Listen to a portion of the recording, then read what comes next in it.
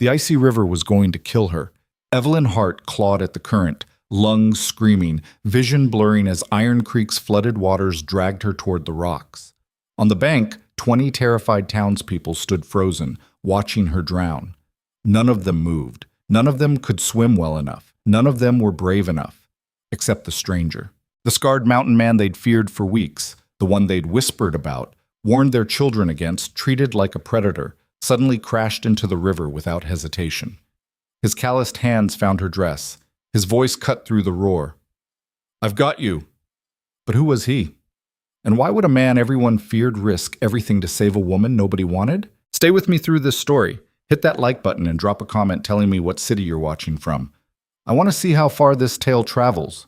The autumn cold came early to Wyoming Territory in 1814, the kind that turned morning fog into ice crystals and made every breath visible.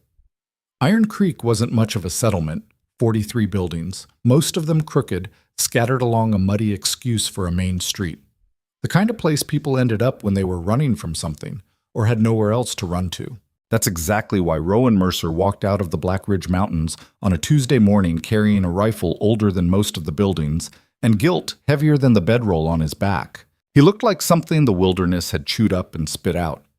Tall, broad-shouldered, moving with the careful economy of a man who'd learned to conserve energy in hard country. His face was a roadmap of violence, a scar cutting through his left eyebrow, another jagged line running from his ear to his jaw, beard that couldn't quite hide the old knife wound on his neck. His eyes were the worst part, flat gray, like creek stones worn smooth by years of cold water. Eyes that had seen things and done things and stopped apologizing for either. The first person to spot him was Tommy Fletcher, 9 years old, throwing rocks at a fence post.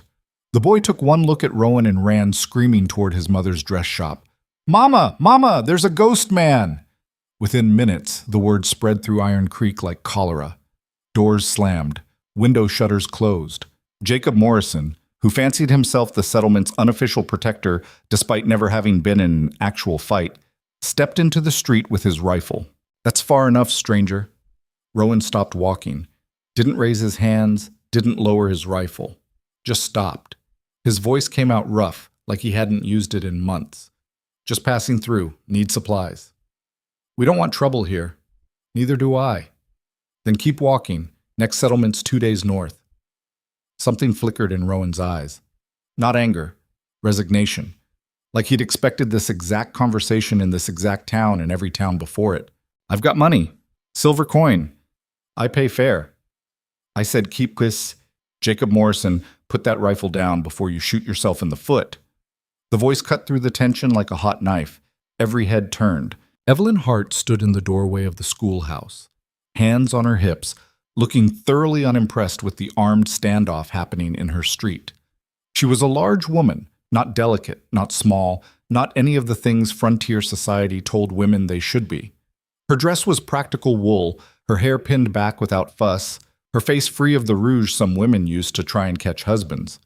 At 32, she'd long since stopped pretending to be something she wasn't. "Miss Hart, this ain't your concern," Jacob said, not lowering the rifle. "A man standing in front of my schoolhouse is absolutely my concern." She walked toward them, completely ignoring the weapon. "You're scaring the children." "He's the one scaring—" "No, Jacob, you're the one waving a gun around like it's the 4th of July. She stopped 5 feet from Rowan, studying him with the same direct gaze she used on students who hadn't done their reading. "You look hungry." Rowan blinked. In 15 years of running, hiding, and surviving, nobody had asked him that question. "I'm fine." "That wasn't what I asked." She tilted her head. "When's the last time you ate something that wasn't jerky or hardtack?" He didn't answer. "That's what I thought." She turned to Jacob. "Lower the rifle. He hasn't threatened anyone." "Miss Hart, lower the rifle." Jacob lowered it, though his face suggested he thought Evelyn had lost her mind. She looked back at Rowan. "There's a boarding house at the end of the street. Mrs. Chen runs it. Tell her I sent you. She'll give you a room and a meal." "I don't need charity." "Good, because Mrs. Chen doesn't give it. You'll pay like everyone else." Her eyes held his. "But you'll also be treated like everyone else, which means with basic human decency until you prove you don't deserve it."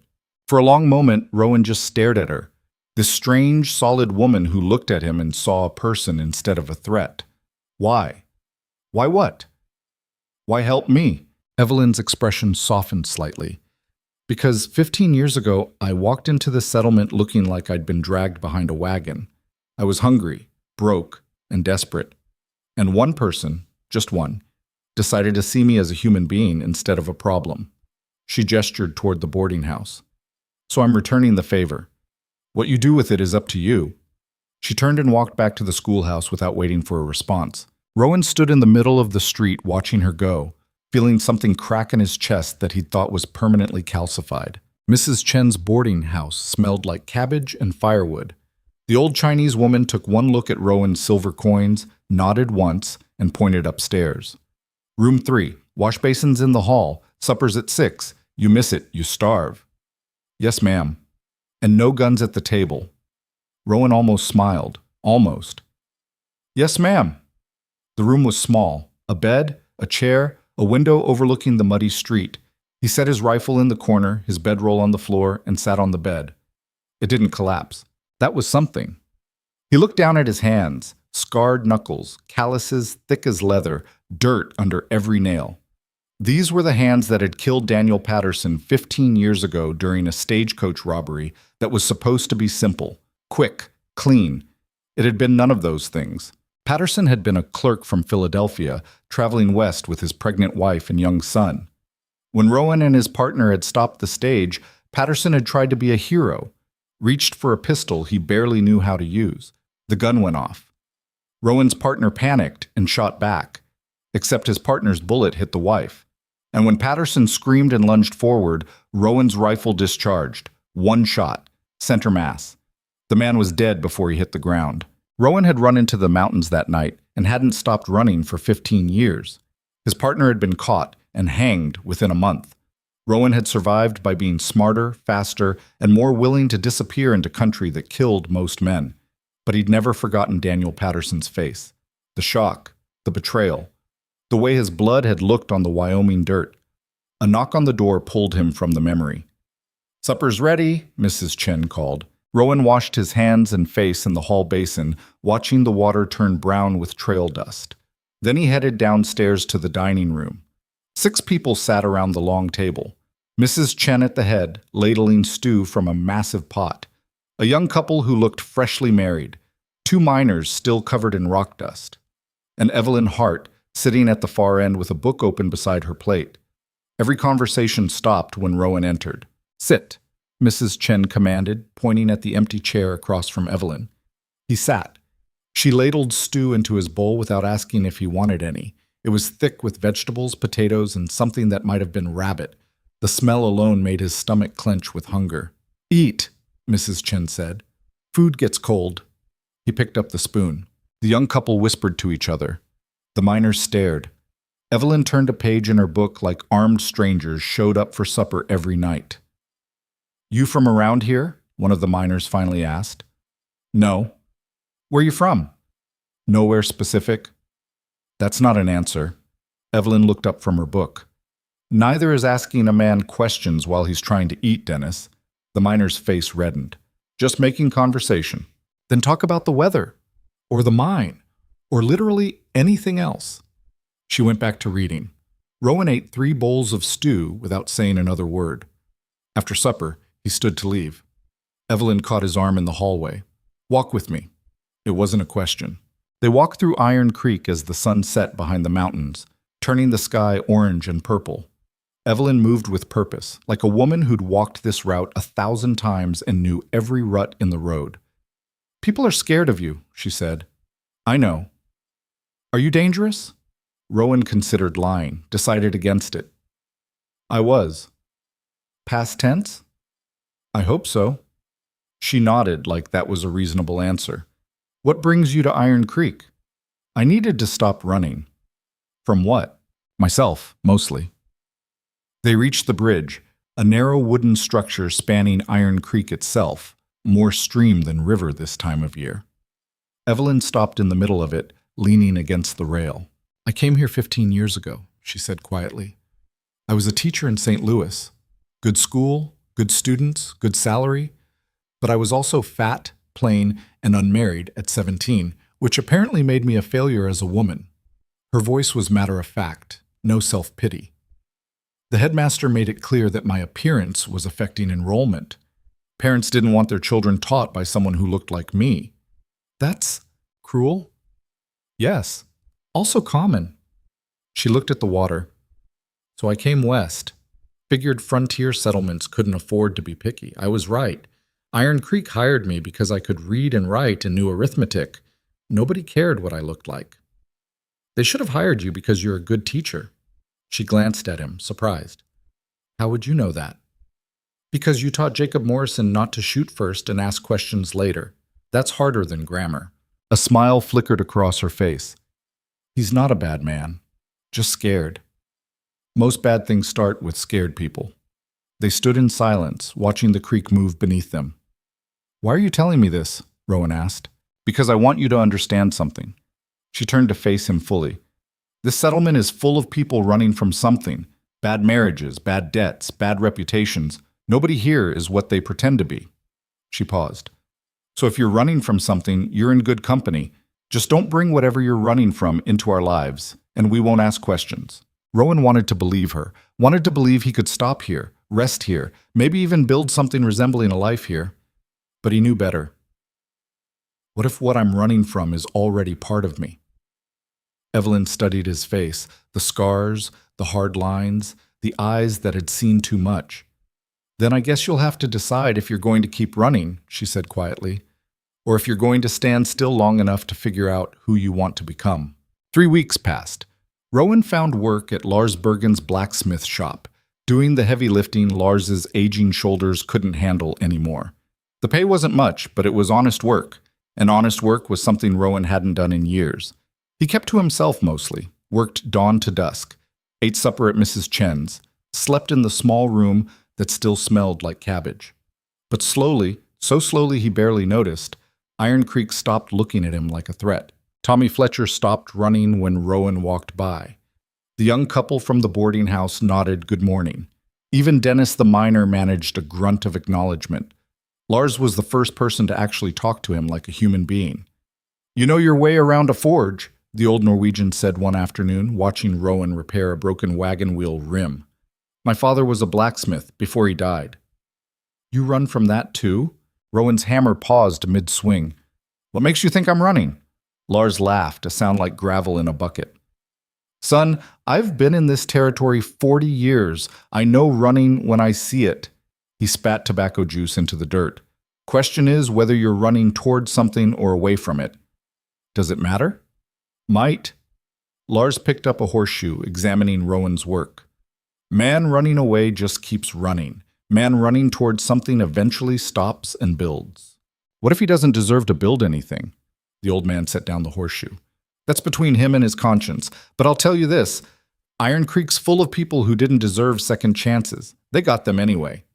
He met Rowan's eyes. What you do with yours is up to you. October came, and with it the rains. The creek swelled, the bridge groaned under the current. Samuel Webb, who'd lived in Iron Creek longer than anyone, started making dark predictions about flooding.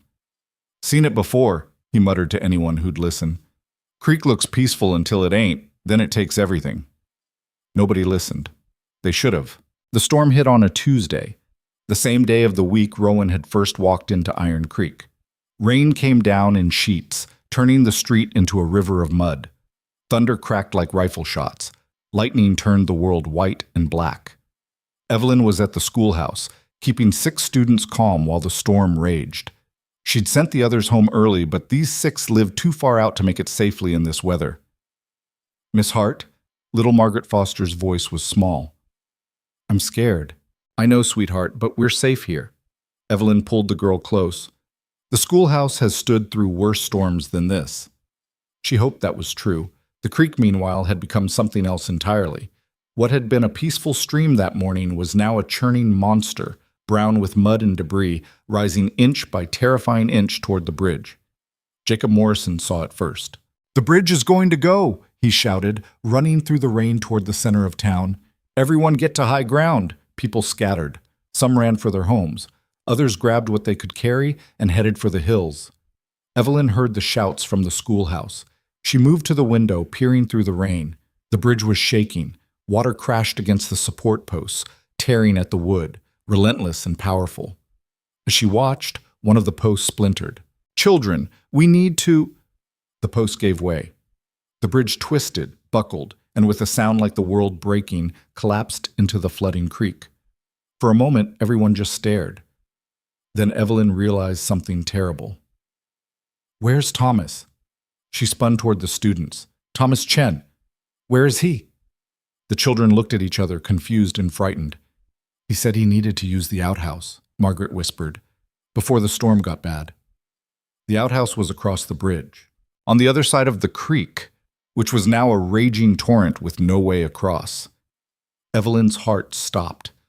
Thomas was Mrs. Chen's grandson, 8 years old, small for his age, terrified of thunder. She ran outside into the rain without grabbing a coat. "Thomas!" Her voice was lost in the storm. "Thomas Chen!" She could barely see through the rain. The creek had swallowed the bridge completely, spreading out across the low ground, turning the crossing into a 50-foot-wide channel of deadly current. Then she saw him. Thomas stood on the far bank crying, soaked to the bone, trying to shout something she couldn't hear. And he was moving closer to the water. "No!" Evelyn ran toward the bank. "Thomas, stay back! Don't come closer!" But the boy was panicking, confused. He took another step toward the water. His foot slipped on the mud. He fell. The current took him instantly.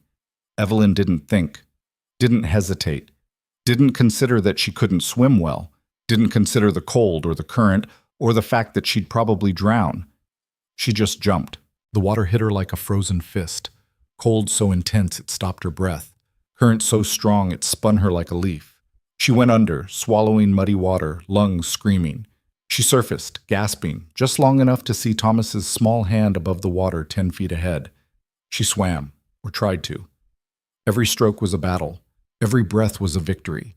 Her hand found his shirt. She pulled him to her, got his head above water, tried to angle toward the bank. Something slammed into her back.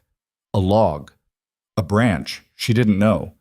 The impact knocked the air from her lungs and Thomas from her grip. "No!" She went under again.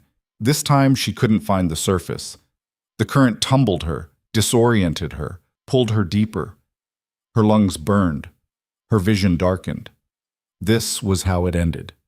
Drowning in a flooded creek trying to save a child she couldn't reach. Not the worst death, not the worst legacy. But she'd hoped for more time. Something grabbed her arm. Not the current, not debris. A hand. Strong, calloused, pulling her up with terrible, desperate strength. She broke the surface, coughing, gasping, blind with muddy water. "I've got you!"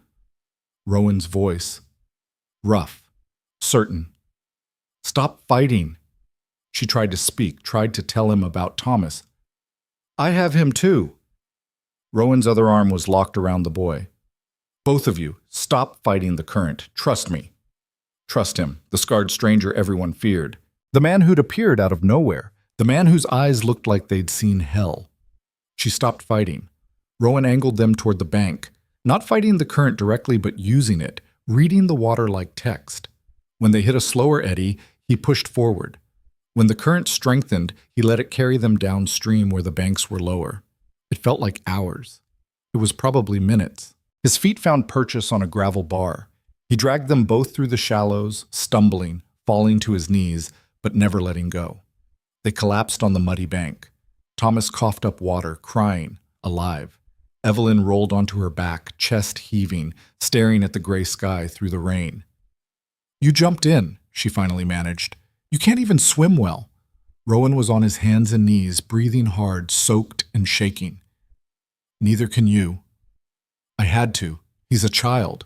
"So did I." He looked at her, rain running down his scarred face. "You saved him first. I just helped you both not die in the process." She started laughing. Couldn't help it. The absurdity of it. Two people who couldn't swim properly, jumping into a flooded creek to save a child, and somehow all three of them surviving. "We're idiots," she said. "Complete idiots," he agreed. Thomas wrapped his arms around both of them, still crying, and they sat there in the mud and rain, three soaking idiots who should have died but didn't. By the time they made it back to the settlement, carrying Thomas between them, half of Iron Creek had gathered on the high ground. Mrs. Chen saw her grandson and screamed, not with fear, but with relief so powerful it brought her to her knees. "Thomas! Oh, Thomas!" The boy ran to his grandmother and she wrapped him in her arms, rocking him, weeping openly. Samuel Webb stared at Rowan like he'd seen a ghost perform a miracle. Jacob Morrison lowered his eyes, ashamed. And the people of Iron Creek, the ones who'd feared the stranger, warned their children about him, treated him like a predator, watched him collapse on the ground, exhausted and shaking, and realized they'd been wrong, completely, utterly wrong. Lars Bergen was the first to move. He pulled off his coat and wrapped it around Rowan's shoulders. "You did good, son." The young couple from the boarding house brought blankets. Dennis the miner offered his flask of whiskey. Even Tommy Fletcher's mother, who'd pulled her son indoors the day Rowan arrived, pressed a cup of hot coffee into his trembling hands. Evelyn sat beside him, wrapped in a blanket someone had given her, watching the settlement rally around the man they'd feared. "You know what you did, right?" she said quietly. "Nearly drowned trying to save two people who were already drowning?" "No." She turned to look at him. "You gave them permission to see you differently." Rowan didn't respond. He was staring at his hands, the same hands that had killed Daniel Patterson 15 years ago, the same hands that had just pulled a woman and a child from death. Maybe Lars was right. Maybe what you did with your second chance was what mattered. Maybe, just maybe, redemption wasn't impossible. It was just harder than he'd thought. That night, after dry clothes and hot food and more gratitude than Rowan knew what to do with, he found himself standing alone on the bank where the bridge used to be. The rain had stopped. The stars were out. The creek was still high, but no longer violent, just determined, carving its path through the valley like it had for thousands of years, and would for thousands more. "Can't sleep either?" He turned. Evelyn walked toward him, wrapped in a wool shawl, her hair loose around her shoulders for the first time since he'd known her. "Too much water in my lungs," he said. "Feels wrong to lie down." "I know the feeling." She stood beside him, looking at the space where the bridge used to be. "Samuel says it'll take months to rebuild, maybe longer. The settlement's effectively cut in half until we do. I could build it." She looked at him, surprised. "You know how? My father taught me carpentry before he taught me blacksmithing. I've built bridges in the mountains. Nothing fancy, but functional." He paused. "If the settlement will trust me with it."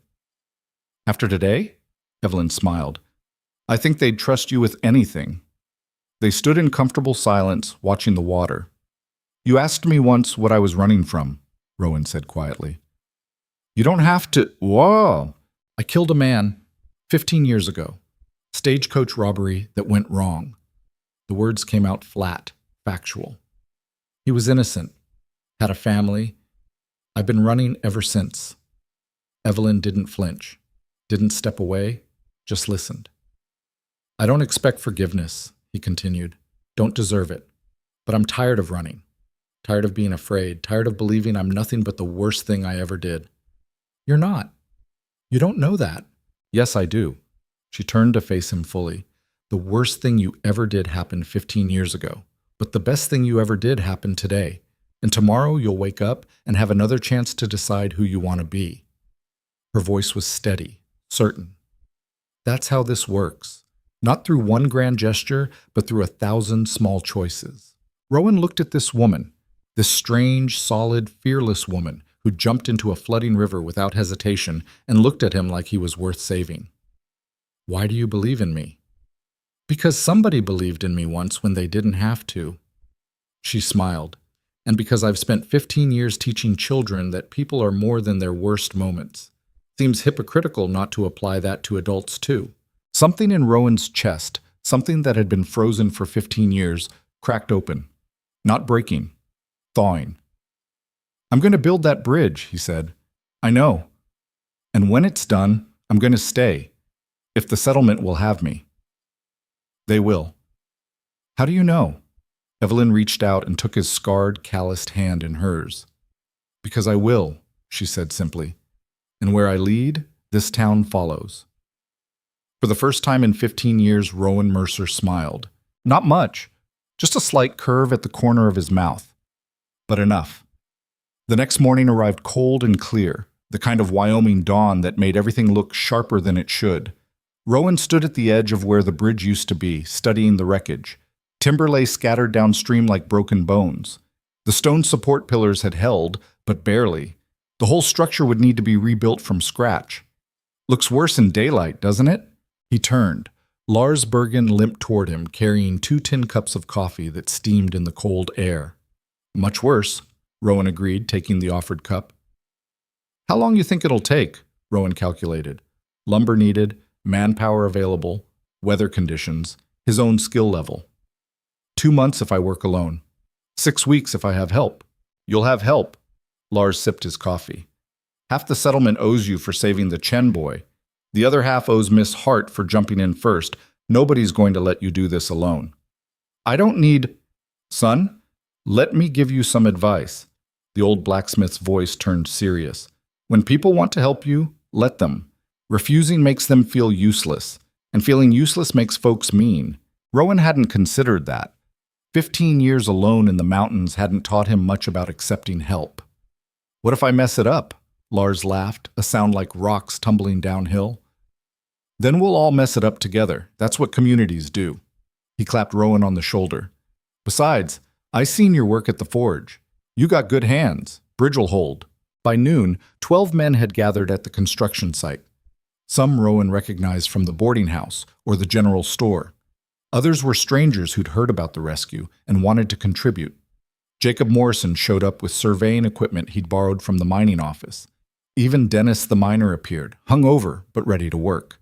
All right, Rowan said, uncomfortable with so many eyes on him. We need to clear the debris first, salvage what we can. The stone pillars are intact, so we'll build from there. The men got to work without question. It felt strange being listened to, being trusted. Evelyn arrived mid-afternoon with a wagon full of food, bread, cheese, apples, and a massive pot of stew Mrs. Chen had sent. She moved through the workers, distributing food and water, offering encouragement, treating the construction site like an extension of her classroom. You're doing this wrong, she told Dennis, who was trying to tie a rope around a submerged timber. Excuse me? That knot won't hold. Here. She crouched beside him, her hands quick and efficient as she demonstrated a bowline knot. My father was a sailor, taught me knots before he taught me arithmetic. Dennis stared at her. You're full of surprises, Miss Hart. Most people are, if you bother to look. She moved on to the next worker. Rowan watched her navigate the construction site with the same calm authority she brought to everything. She didn't defer to the men, didn't apologize for knowing things, just existed in her own space with absolute confidence. He envied that. You're staring, Lars muttered beside him. No, I'm not. Son, I got 40 years on you. I know staring when I see it. The old man grinned. And I know interested when I see it too. I'm not. Sure you're not. That's why you smiled for the first time in probably a decade when she held your hand last night. Rowan felt heat creep up his neck. You saw that? Whole settlement saw it. We just got the good sense not to mention it. Lars picked up a hammer. She's a good woman, smart, strong, kind, exactly the kind of person who sees the best in people. That's what worries me. Why? Because I'm not the best in people. I'm the worst. Lars was quiet for a moment. Then he set down the hammer and looked Rowan square in the eye. You know what I did before I came west? No. I was a soldier, Norwegian army. We were stationed in a village during a bad winter. Supplies were low. People were starving. My commanding officer ordered us to seize food from the civilians. His voice went flat. I followed orders, took bread from children, watched families go hungry while we ate their winter stores. Rowan didn't know what to say. I've lived with that for 40 years, Lars continued. Can't change it, can't fix it, can't apologize to people who are probably dead now, but you know what I can do? What? I can build horseshoes for farmers so they can feed their families. I can teach young men how to work metal. I can be the person I should have been back then. He picked up the hammer again. That's what second chances are, son. Not erasing the past, just refusing to keep repeating it. The words settled into Rowan's chest like stones, heavy but solid. Now stop overthinking and get back to work, Lars said. Bridge won't build itself. 3 days into construction, the first real problem appeared. They'd salvaged what they could from the old bridge, mostly twisted metal brackets and a few undamaged planks. The rest needed to be fresh lumber, which meant sending a crew into the forest to fell trees. Jacob Morrison volunteered to lead the logging team. "I know a good stand of pine about 3 miles north," he said. "We can have a wagon full of timber back here by tomorrow." But when tomorrow came, Jacob returned empty-handed and furious. "It's gone." Rowan looked up from where he was reinforcing a support beam. "What's gone?" "The timber, the whole damn stand." Jacob threw his hat on the ground. "Some outfit from Fort Bridger came through 2 weeks ago and clear-cut the entire area. There's nothing left but stumps." Silence fell over the worksite. "How far's the next good timber?" Dennis asked. 10 miles, maybe 12, and the terrain's rough." Rowan did the math in his head. 12 miles there, 12 miles back through difficult country, hauling heavy loads. It would add weeks to the construction timeline. "We don't have weeks," Samuel Webb said quietly. "Winter's coming. Creek freezes. We won't be able to work. And if we don't have a bridge before snow falls, the settlement split until spring thaw." The implications hung in the air. Families separated. Supplies cut off. Medical emergencies with no way across. People could die. "There's got to be another option," someone said. "There isn't."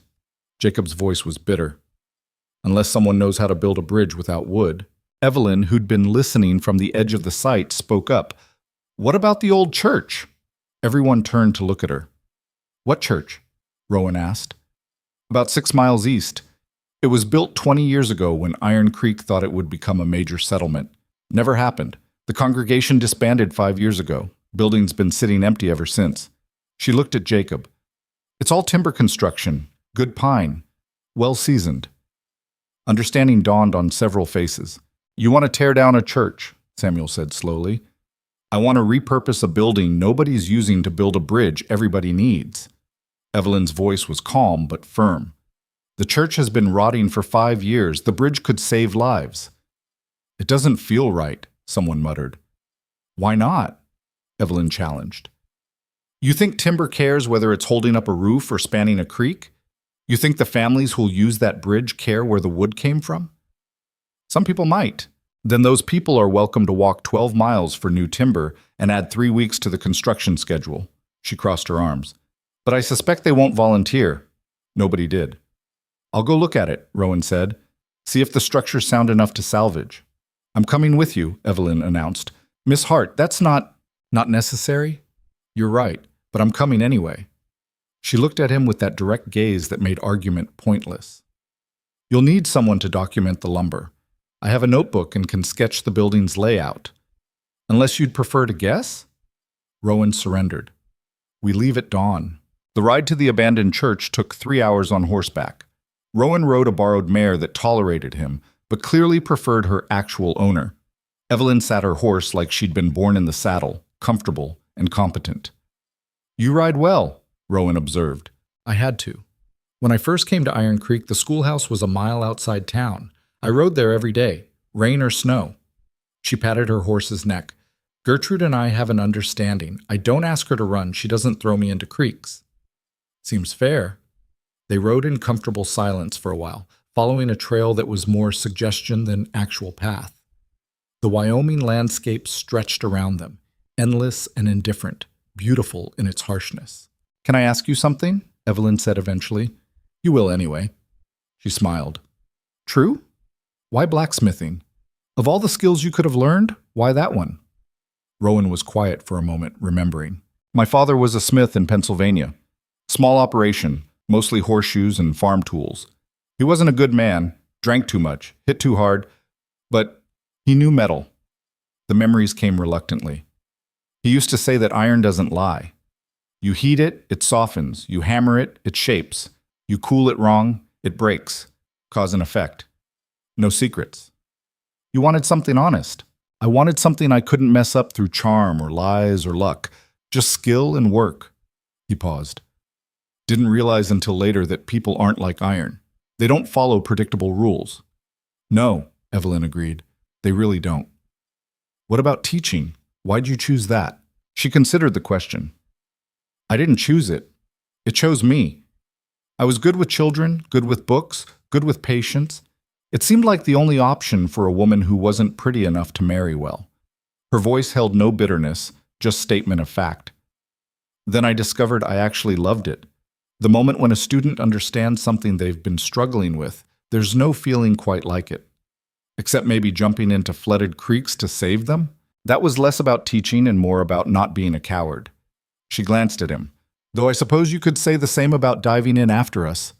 I wasn't being brave. I was being stupid. Those things aren't mutually exclusive. They reached the church just before noon. It sat in a clearing that must have been carefully chosen 20 years ago. High ground, good drainage, surrounded by meadow grass now grown waist-high. The building itself was larger than Rowan expected, maybe 40 feet long and 20 wide, with a peaked roof and a small steeple that leaned slightly to the left. Well, Evelyn said, dismounting, it's still standing. Barely. They approached carefully. The front door hung open on broken hinges. Windows were shattered. Birds had nested in the eaves, leaving the walls streaked with droppings. Inside was worse. The roof leaked in a dozen places. Water damage had warped the floorboards. Mice had made nests in what used to be the pulpit. But the structural timber, the beams, the rafters, the support posts, looked sound. Rowan ran his hand along one of the main beams. Pine. Good grain. A little weathered, but still strong. How much can you salvage? He looked around, calculating. Most of it. The floor's ruined, but the walls and roof structure are good. Maybe enough for the entire bridge deck and half the railings. Evelyn pulled out her notebook and began sketching the layout, measuring distances by pacing them off, noting dimensions with quick efficiency. You're good at this, Rowan said. I teach arithmetic. Measurement is just practical math. She finished her sketch and looked up at the decaying building. Do you think it's wrong? Using this place for something else? Do you? I asked first. Rowan walked to where the altar used to be. Someone had stolen it years ago, leaving only clean spots in the dust where the legs had stood. I think buildings are like people, he said slowly. Their purpose changes. The man I was 15 years ago isn't the man I am now. Why should a building be any different? That's surprisingly philosophical. Don't sound so shocked, she laughed. I'm not shocked, just pleased. They worked for another hour, Evelyn documenting everything while Rowan tested each beam for soundness. When they finished, the afternoon sun was slanting through the broken windows, turning the dust motes into tiny stars. We should head back, Evelyn said. I don't want to ride these trails after dark. But as they turned to leave, Rowan paused. What? Evelyn asked. He pointed to the wall near the door. Someone had carved words into the wood, rough but deliberate. Read it for me? The request came quietly, almost ashamed. Evelyn moved closer, squinting at the carved letters.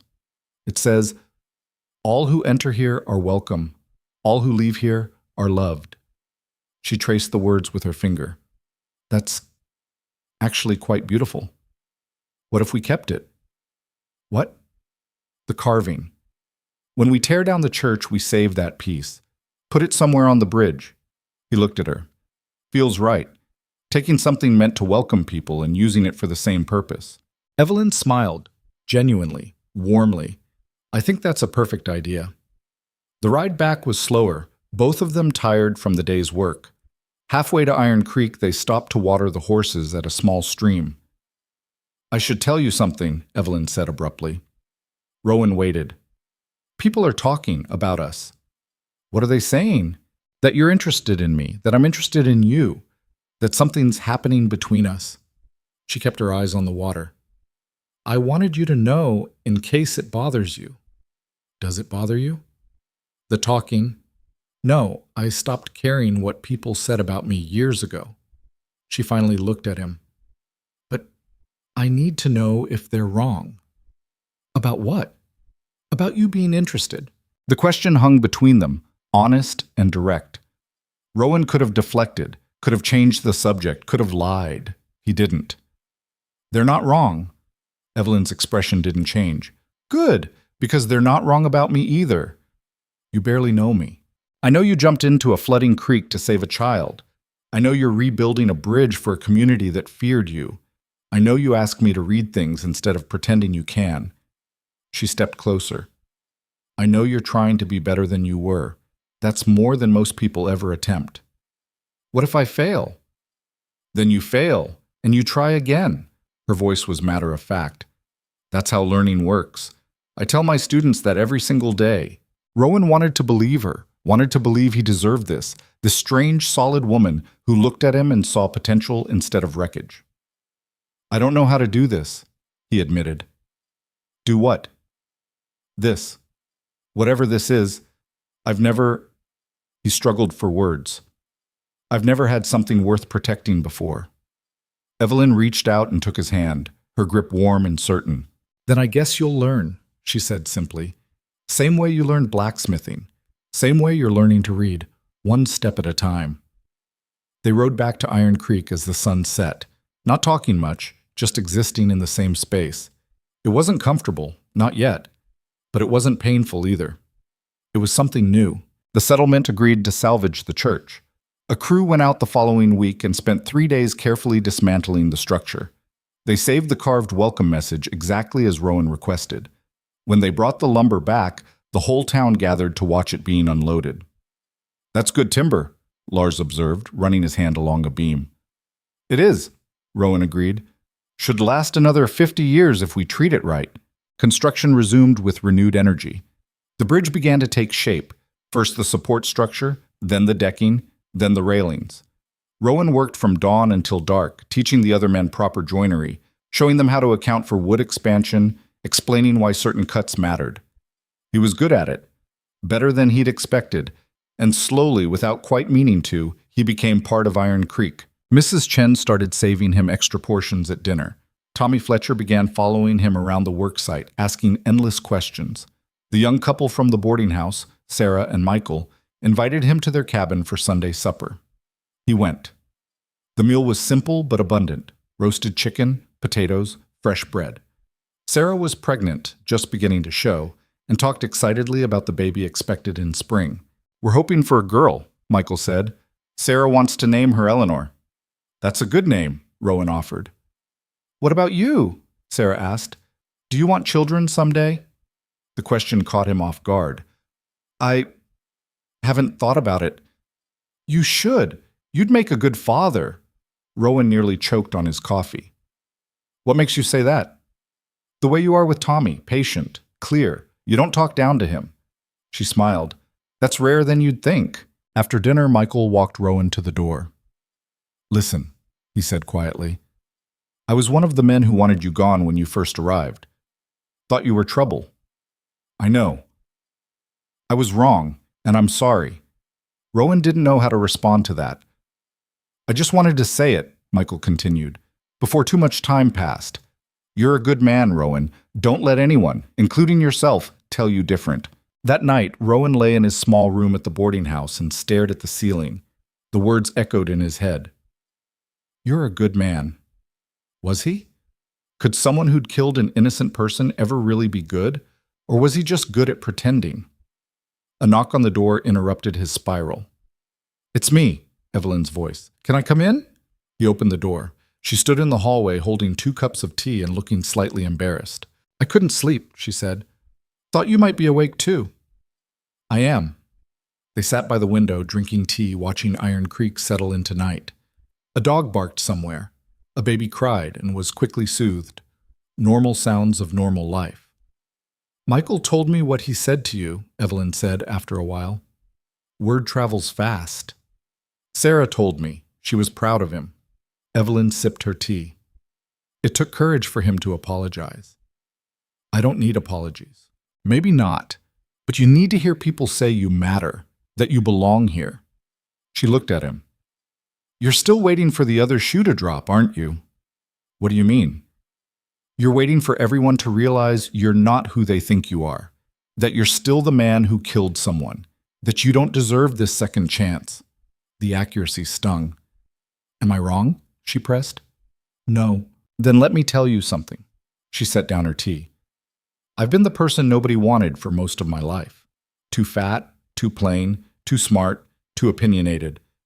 I spent years waiting for people to realize I wasn't worth the effort. That's different. How? You didn't kill anyone. No, But I hurt people, said cruel things when I was angry, judged others for their mistakes while refusing to forgive my own. I'm not innocent, Rowan. None of us are. Her voice gentled. The question isn't whether you've done bad things. The question is what you're doing now. What if now isn't enough? Then you do better tomorrow, and the day after that, and the day after that. She reached for his hand. You can't undo the past, but you can build something new on top of it. That's what the bridge is, something new built on old foundations. They sat in silence for a long time, hands intertwined, watching the stars through the window. Will you teach me? Rowan asked finally. Teach you what? To read, properly. Not just signs and simple words, everything. Evelyn smiled. I thought you'd never ask. They started the next evening in the schoolhouse after the children had gone home. Evelyn brought primers designed for young students, then quickly realized Rowan learned differently than children did. You're frustrated, she observed after he'd stumbled through the same sentence 3 times. I'm stupid. No, you're not. You're just learning something new, and new things are hard. She pulled out a different book, a manual about blacksmithing. Try this instead. The change was immediate. Words he'd struggled with in the children's primer made perfect sense in the technical manual. He understood forge and anvil and temper because he'd lived those concepts. You're not stupid, Evelyn said gently. You're practical. You learn by doing, not by memorizing. She made a note in her teaching journal. We'll work with manuals and technical documents. Once you're comfortable, we'll move to stories and poetry. Poetry? He looked horrified. Poetry, she confirmed. It'll be good for you. Over the following weeks, they fell into a rhythm. Rowan worked the bridge during the day, studied with Evelyn in the evenings, and slowly, painfully slowly, learned to read. Not just decode words, but understand them, appreciate them, find meaning in them. One night, he read an entire page without stopping. I did it, he said, sounding shocked. You did. Evelyn beamed. How does it feel? Strange. Like I've been deaf my whole life and suddenly I can hear. That's exactly what it is. Literacy opens a whole new world. He looked at the book in his hands, a collection of frontier stories. Will you read me the next chapter? I want to hear how you do it. So she read, her voice bringing the words to life, and Rowan listened with absolute attention. Not just to the story, but to the rhythm of her speech, the way she made the characters distinct, the emotion she brought to the narrative. When she finished, he was quiet for a long moment. What? She asked. I think I'm falling in love with you. The words escaped before he could stop them. Honest, unpolished, terrifying. Evelyn set down the book. I think I'm falling in love with you too. Even though nothing. Her voice was firm. You're the person you are right now, not the person you were 15 years ago. And the person you are right now is someone worth loving. He kissed her. Awkward at first. It had been years since he'd kissed anyone. But she kissed him back with patience and warmth, teaching him this new language the same way she taught him reading. When they finally broke apart, both breathless, she laughed softly. We should probably talk about this. What's there to talk about? Whether you're ready for people to know. Whether I'm ready. What we want this to be. I want it to be real, Rowan said. I'm tired of hiding. So am I. She took his hand. Then let's not hide. The next day they walked through Iron Creek together. Not secretly. Not carefully.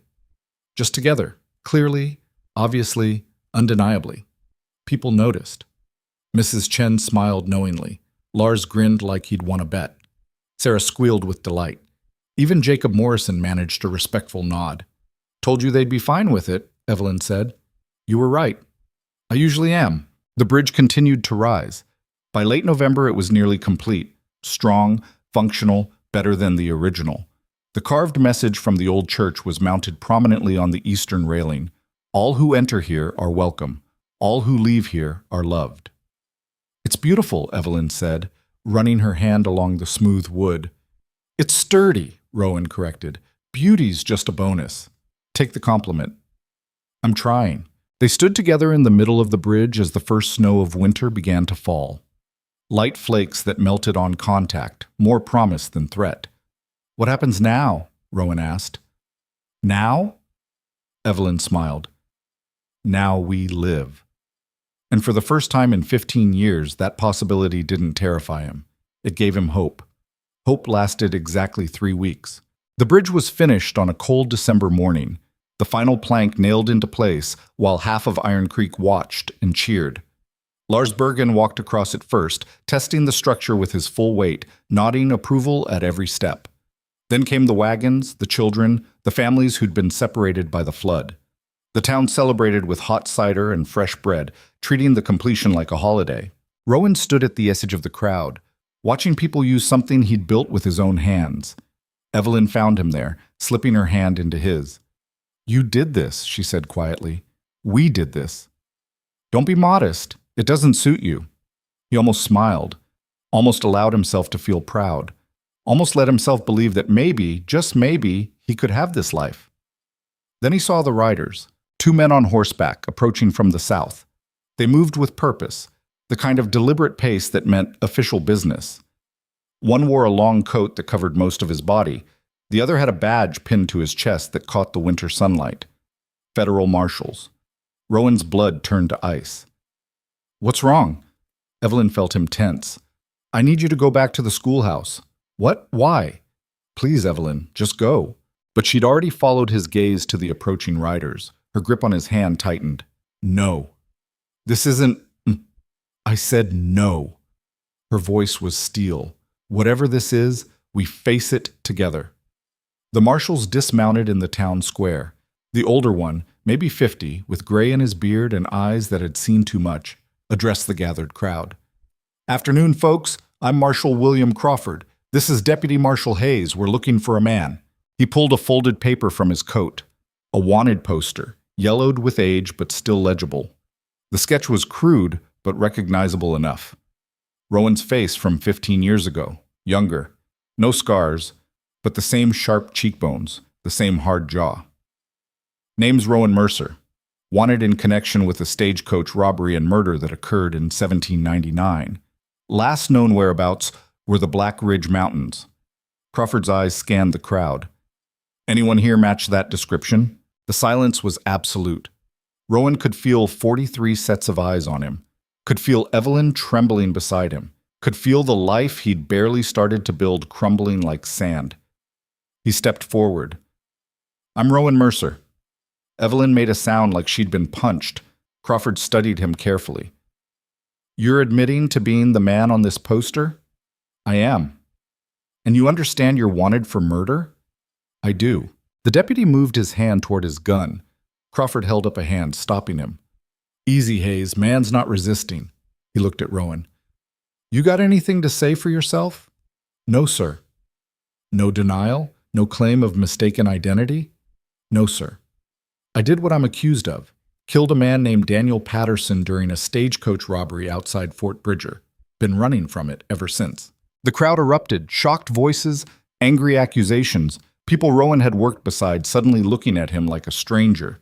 "You lied to us!" Jacob Morrison shouted. "I never lied," Rowan said quietly. "I just didn't tell the truth." "That's the same thing." "No, it's not." Lars Bergen pushed through the crowd, his face unreadable. "Marshal, can I have a word?" Crawford nodded. "This man has been in Iron Creek for 3 months. In that time, he saved a child from drowning, rebuilt our bridge after a flood destroyed it, worked honest labor and caused exactly 0 problems." Lars's voice was measured but firm. "Whatever he did 15 years ago, he's been nothing but decent here." "That's touching," Crawford said. "But murder doesn't have a statute of limitations." "I understand that. I'm just asking, can't you see he's changed? Changed or not, the law's the law." Crawford turned back to Rowan. "I'm going to need you to come with us." "Wait." Evelyn stepped forward, her face pale, but her voice steady. "You said he's wanted in connection with a murder, not convicted of one." "That's correct, ma'am." "So he deserves a trial, due process." "He'll get one. In Fort Bridger, where the crime occurred. That's 3 weeks' travel in winter conditions. You'd be transporting him through some of the most dangerous territory in Wyoming. Are you suggesting we just let him go?" I'm suggesting you keep him here until spring. Iron Creek has a perfectly adequate jail. He won't run. Crawford looked skeptical. How can you be sure? Because I know him. Evelyn's eyes blazed. And because if he runs, he loses everything he's built here. He won't risk that. Ma'am, with all respect, you sound like someone who's got feelings for this man. I do. I love him. She said it loud enough for the whole town to hear. But that doesn't make me wrong about who he is now. Rowan stared at her, throat tight. She'd never said those words out loud before. Not like that, not publicly, not when it could cost her reputation and standing in the community. Crawford sighed. Look, Miss, Hart. Evelyn Hart. Miss Hart, I appreciate your position, but I've got orders to bring Rowan Mercer to Fort Bridger for trial. Those orders don't include provisions for winter delays or character references. Then your orders are going to get him killed. Samuel Webb stepped forward, his weathered face serious. Marshal, I've lived in this territory for 30 years. The pass between here and Fort Bridger is impassable this time of year. You try to cross it now, you'll lose horses, supplies, and probably lives. We've made winter crossings before. Not with a prisoner you have to keep alive for trial. Samuel crossed his arms. You want Mercer to face justice? Keep him here until April. Take him across when the pass is clear. Otherwise, you're just executing him with extra steps. Crawford looked at his deputy. Hayes shrugged. The old man's got a point. Lost 2 horses in that pass last February. The marshal was quiet for a long moment, weighing options. Finally, he nodded. All right, we'll keep him here through winter. But he stays locked up. No work release, no special treatment. And come April, we transport him to Fort Bridger for trial. Agreed, Evelyn said before Rowan could protest. I'll need someone to act as jailer, someone trustworthy. I'll do it, Lars volunteered immediately. Crawford looked him over. You understand that means being responsible for a murder suspect? I do. And if he escapes, you'll face charges? He won't escape. Lars met Rowan's eyes. Will you, son? Rowan shook his head. No, sir. The jail was a single room attached to the back of the general store, barely big enough for a cot and a bucket. No windows. One door with a heavy lock. It smelled like mildew and old tobacco. Lars walked Rowan inside, looking apologetic. I'm sorry it's not better. It's fine. You need anything? Extra blanket? Food? I'm fine, Lars. The old man hesitated. For what it's worth, I meant what I said out there, about you being decent. I killed a man. I know, but you're not that person anymore. How do you know? Because that person wouldn't have turned himself in. He would have run the second he saw those marshals. Lars gripped the cell bars. You stayed. That means something. After Lars left, Rowan sat on the cot and put his head in his hands. The celebration of the bridge completion felt like it had happened years ago instead of hours.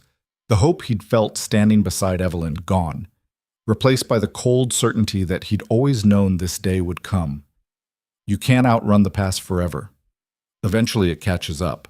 Footsteps approached. He looked up expecting Lars. It was Evelyn. She carried a basket covered with a cloth and looked like she'd been crying but had pulled herself together through sheer willpower. Lars said I could visit. Rowan stood. You shouldn't be here. Too bad. I'm here anyway. She set the basket down and pulled out food. Bread, cheese, apples, a jar of Mrs. Chen's stew. You need to eat. I'm not hungry. I don't care. Eat anyway. He took the bread, more to please her than because he wanted it. They sat on opposite sides of the bars, close enough to touch but separated by iron. I'm sorry, he said quietly. For what? For not telling you, for letting you care about someone who was always going to end up here. Stop it. Evelyn, I said stop. Her voice cracked. You don't get to apologize for being honest about who you were. And you definitely don't get to apologize for letting me love you. You deserve better. I deserve someone who sees me, who doesn't treat me like I'm invisible or worthless or too difficult to bother with.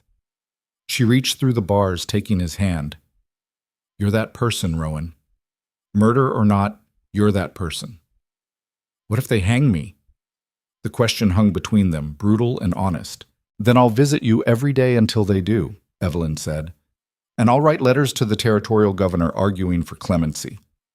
And I'll make sure everyone in Fort Bridger knows exactly who you've become. That won't change what I did. No, but it might change how they judge what you did. She squeezed his hand. People aren't just one thing, Rowan. You taught me that.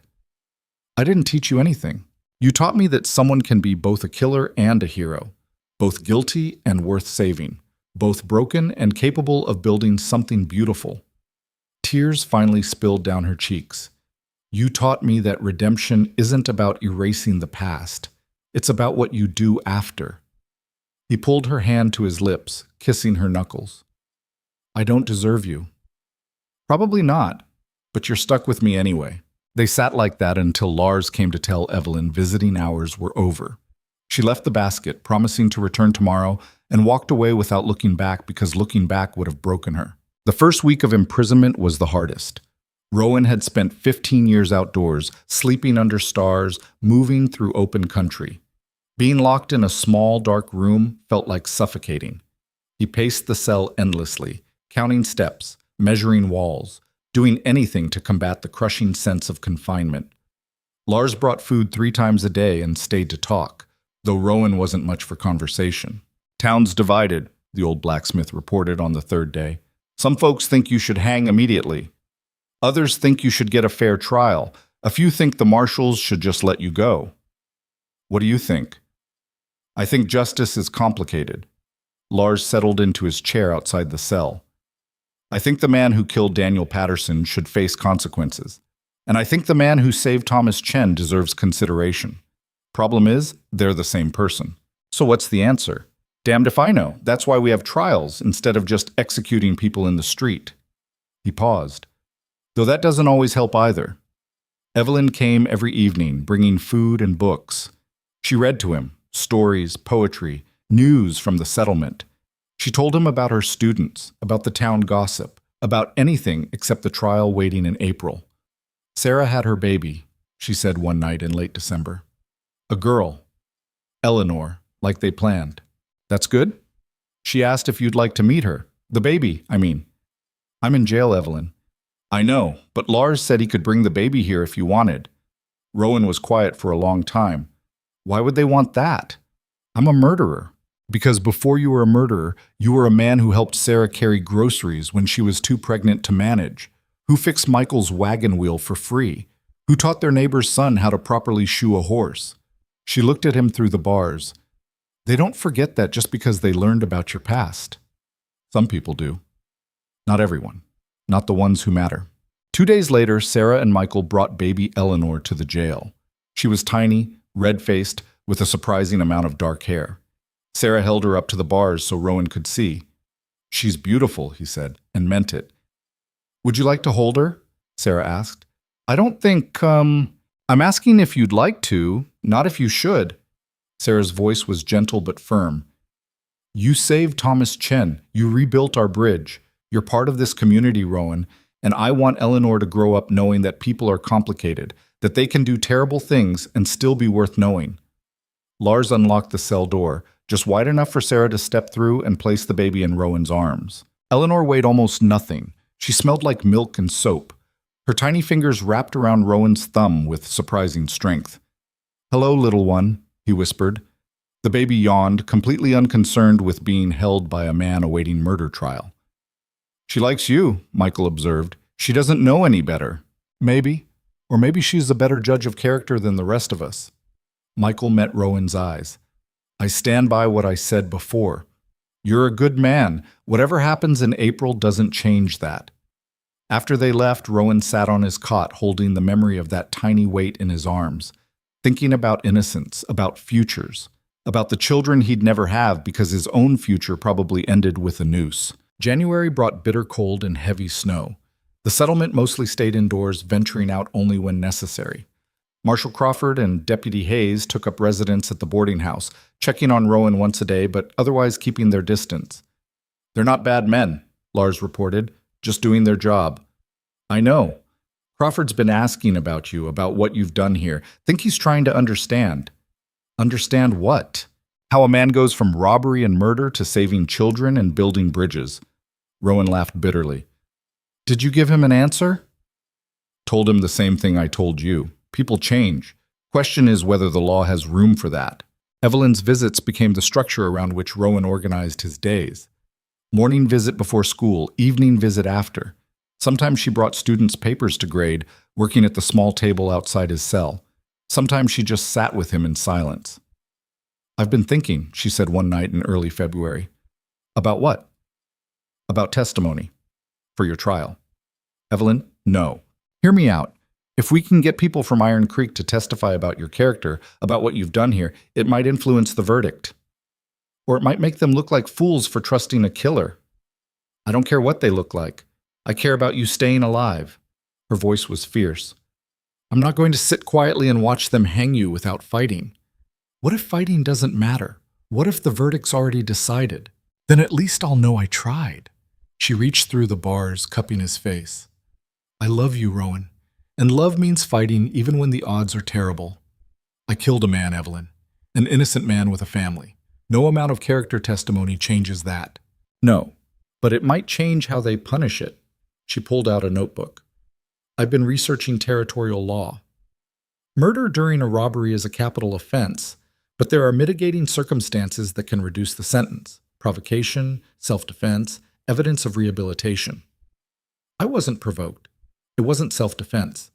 And rehabilitation doesn't count if the person's been hiding from justice.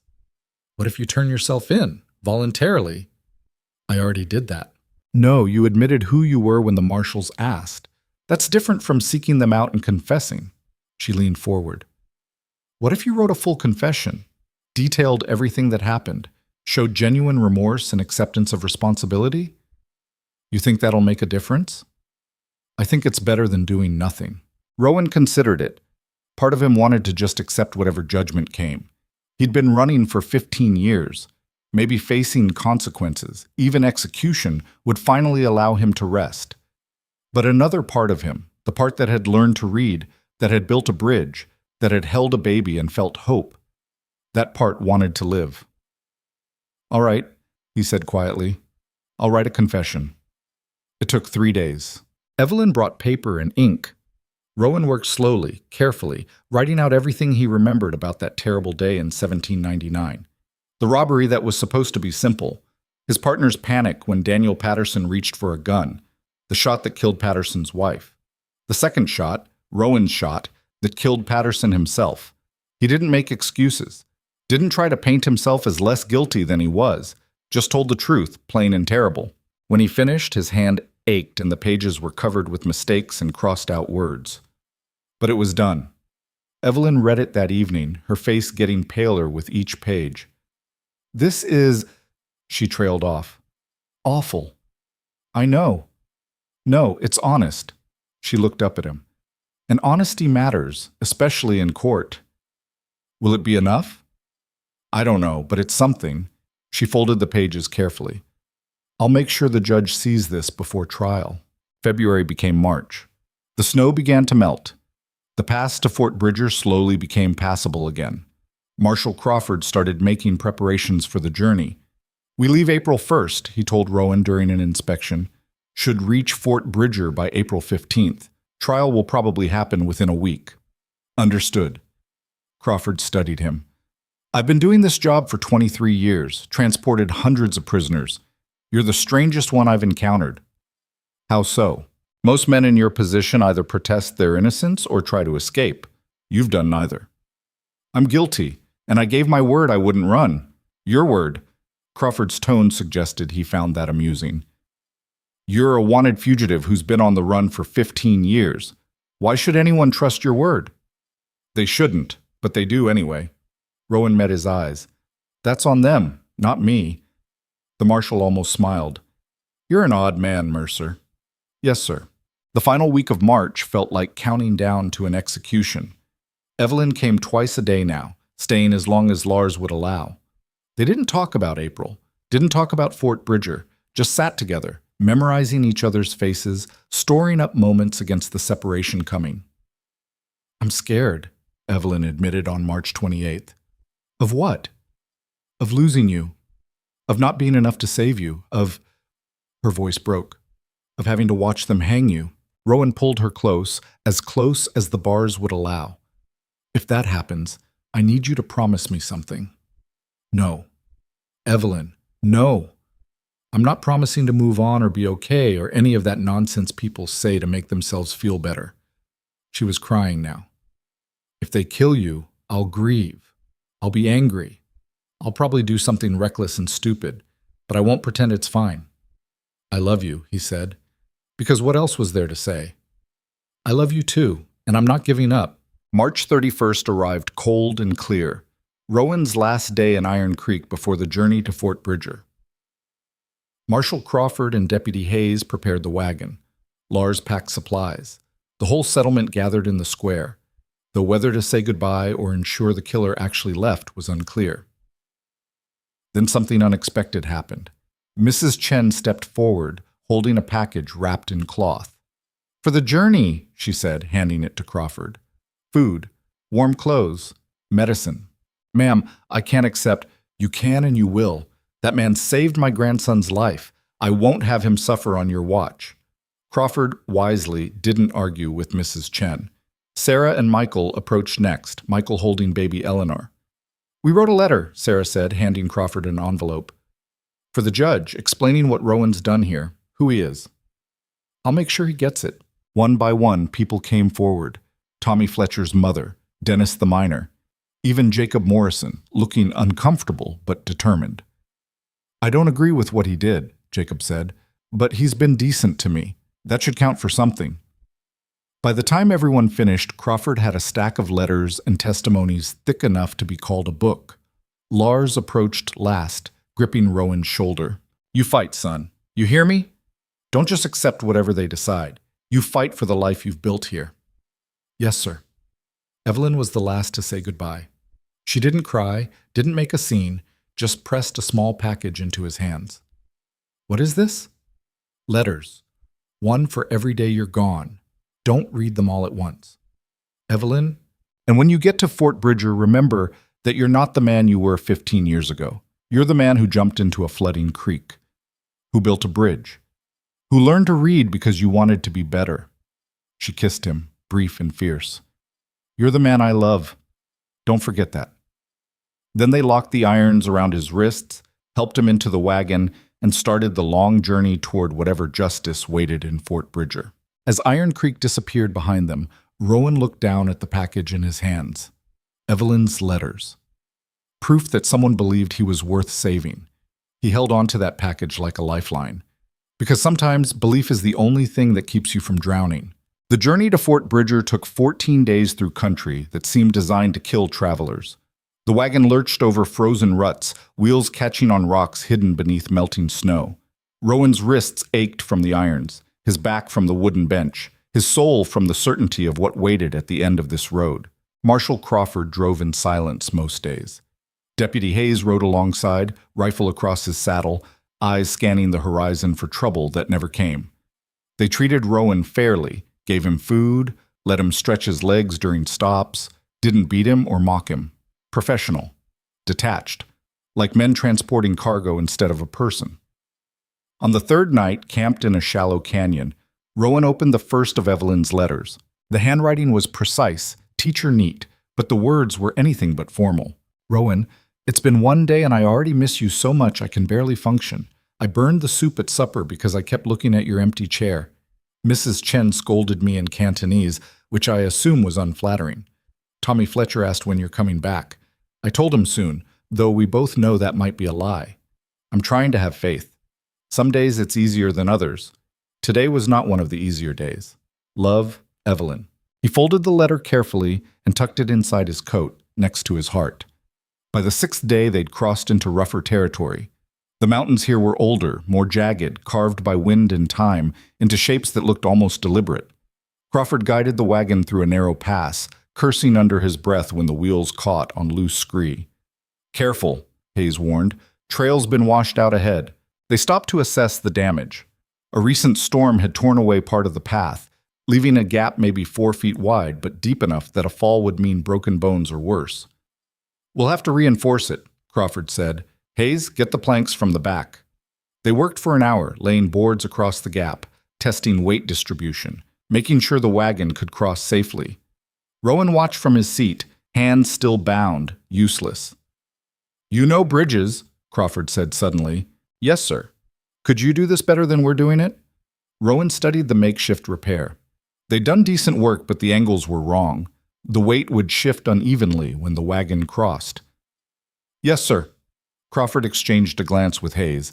Then he pulled out his key and unlocked one of Rowan's wrist irons. "Show us." For 20 minutes, Rowan worked alongside the marshals, adjusting plank placement, wedging stones for support, creating a stable crossing. His hands remembered the work from the bridge in Iron Creek, the careful balance of weight and tension. When they finished, Crawford tested it with his full weight. Solid. "Good work, Mercer. Just didn't want to die in a wagon crash before I get hanged properly." Hayes actually laughed at that. They relocked the irons after crossing, but something had shifted. The marshals started talking to him during meals, asking questions about Iron Creek, about the bridge he'd built, about his work at the forge. "You really save a kid from drowning?" Hayes asked on the 8th night. "Yes." "And you can't swim?" "Not well." "That's either very brave or very stupid." "Probably both." Crawford poked at the campfire with a stick. "I read your confession, the one Miss Hart gave me." Rowan went still. "Doesn't paint you in a favorable light." "It's not supposed to. It's the truth." "Most men wouldn't be so honest. They'd try to make themselves look better. Claim the gun went off accidentally. Say Patterson attacked first." "Patterson did try to draw a weapon." "But that's not why you shot him." "No, sir. I shot him because I panicked. Because everything was going wrong and I was scared and angry, and I made the worst choice I've ever made." Rowan stared at the fire. "Lying about it doesn't change what happened. Just makes me a liar on top of being a killer." Crawford was quiet for a long time. "You're going to hang, you know. Fort Bridger doesn't show mercy for murder during robbery." "I know." "And you came anyway." "I gave my word." "To who? The law? Me?" "To myself." Rowan met the marshal's eyes. "I'm tired of running. If hanging's what it takes to stop, then that's what happens." Hayes shook his head. "You're the damnedest prisoner I've ever transported."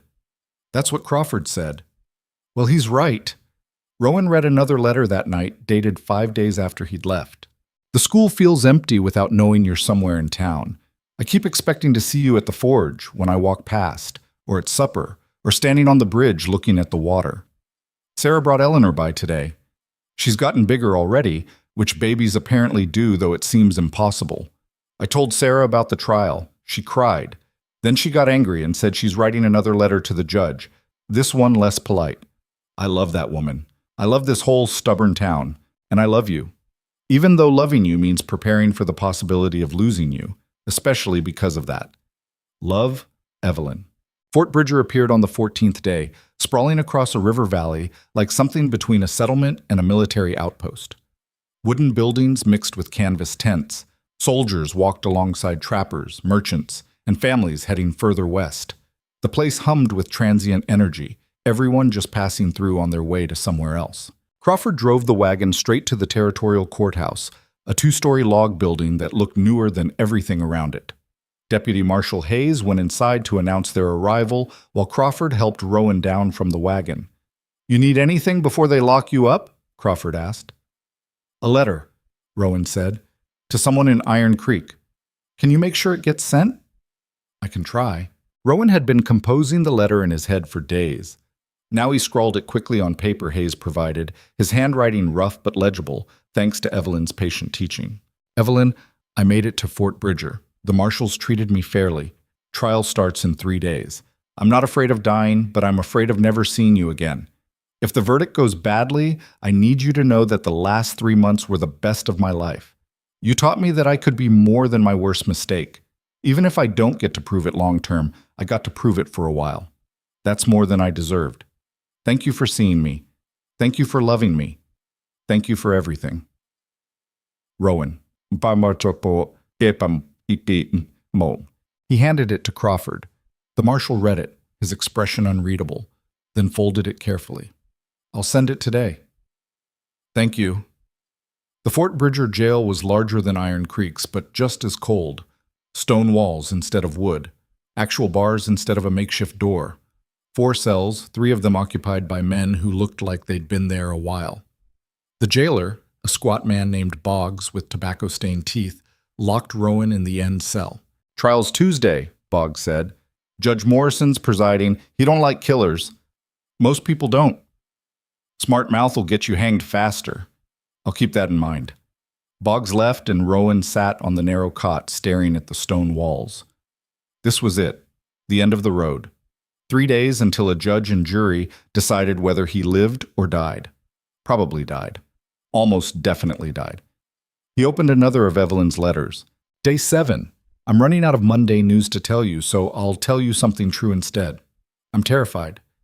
Not just of losing you, but of what it means that I found you in the first place. For years I convinced myself I didn't need anyone, that being alone was fine, even preferable. Then you showed up and ruined everything by making me hope for more. That's the worst part of love, I think. Hope. It's so much easier to protect yourself when you don't have any. But I wouldn't trade it. Even knowing how this might end, I wouldn't trade a single moment.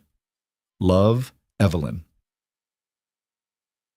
The weekend before the trial passed in a blur of terrible food and worse sleep. The other prisoners tried to make conversation, but Rowan had nothing to say.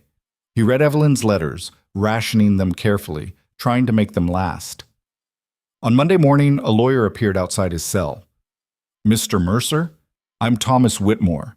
The territorial court appointed me to represent you." Whitmore looked young, maybe 30, with nervous hands and clothes that had seen better days. Not exactly the fierce advocate Rowan might have hoped for, but probably better than nothing.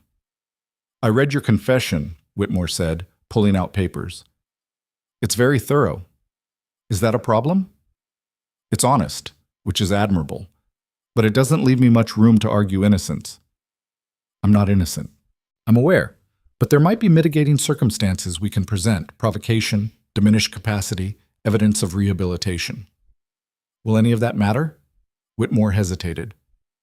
"Honestly, probably not.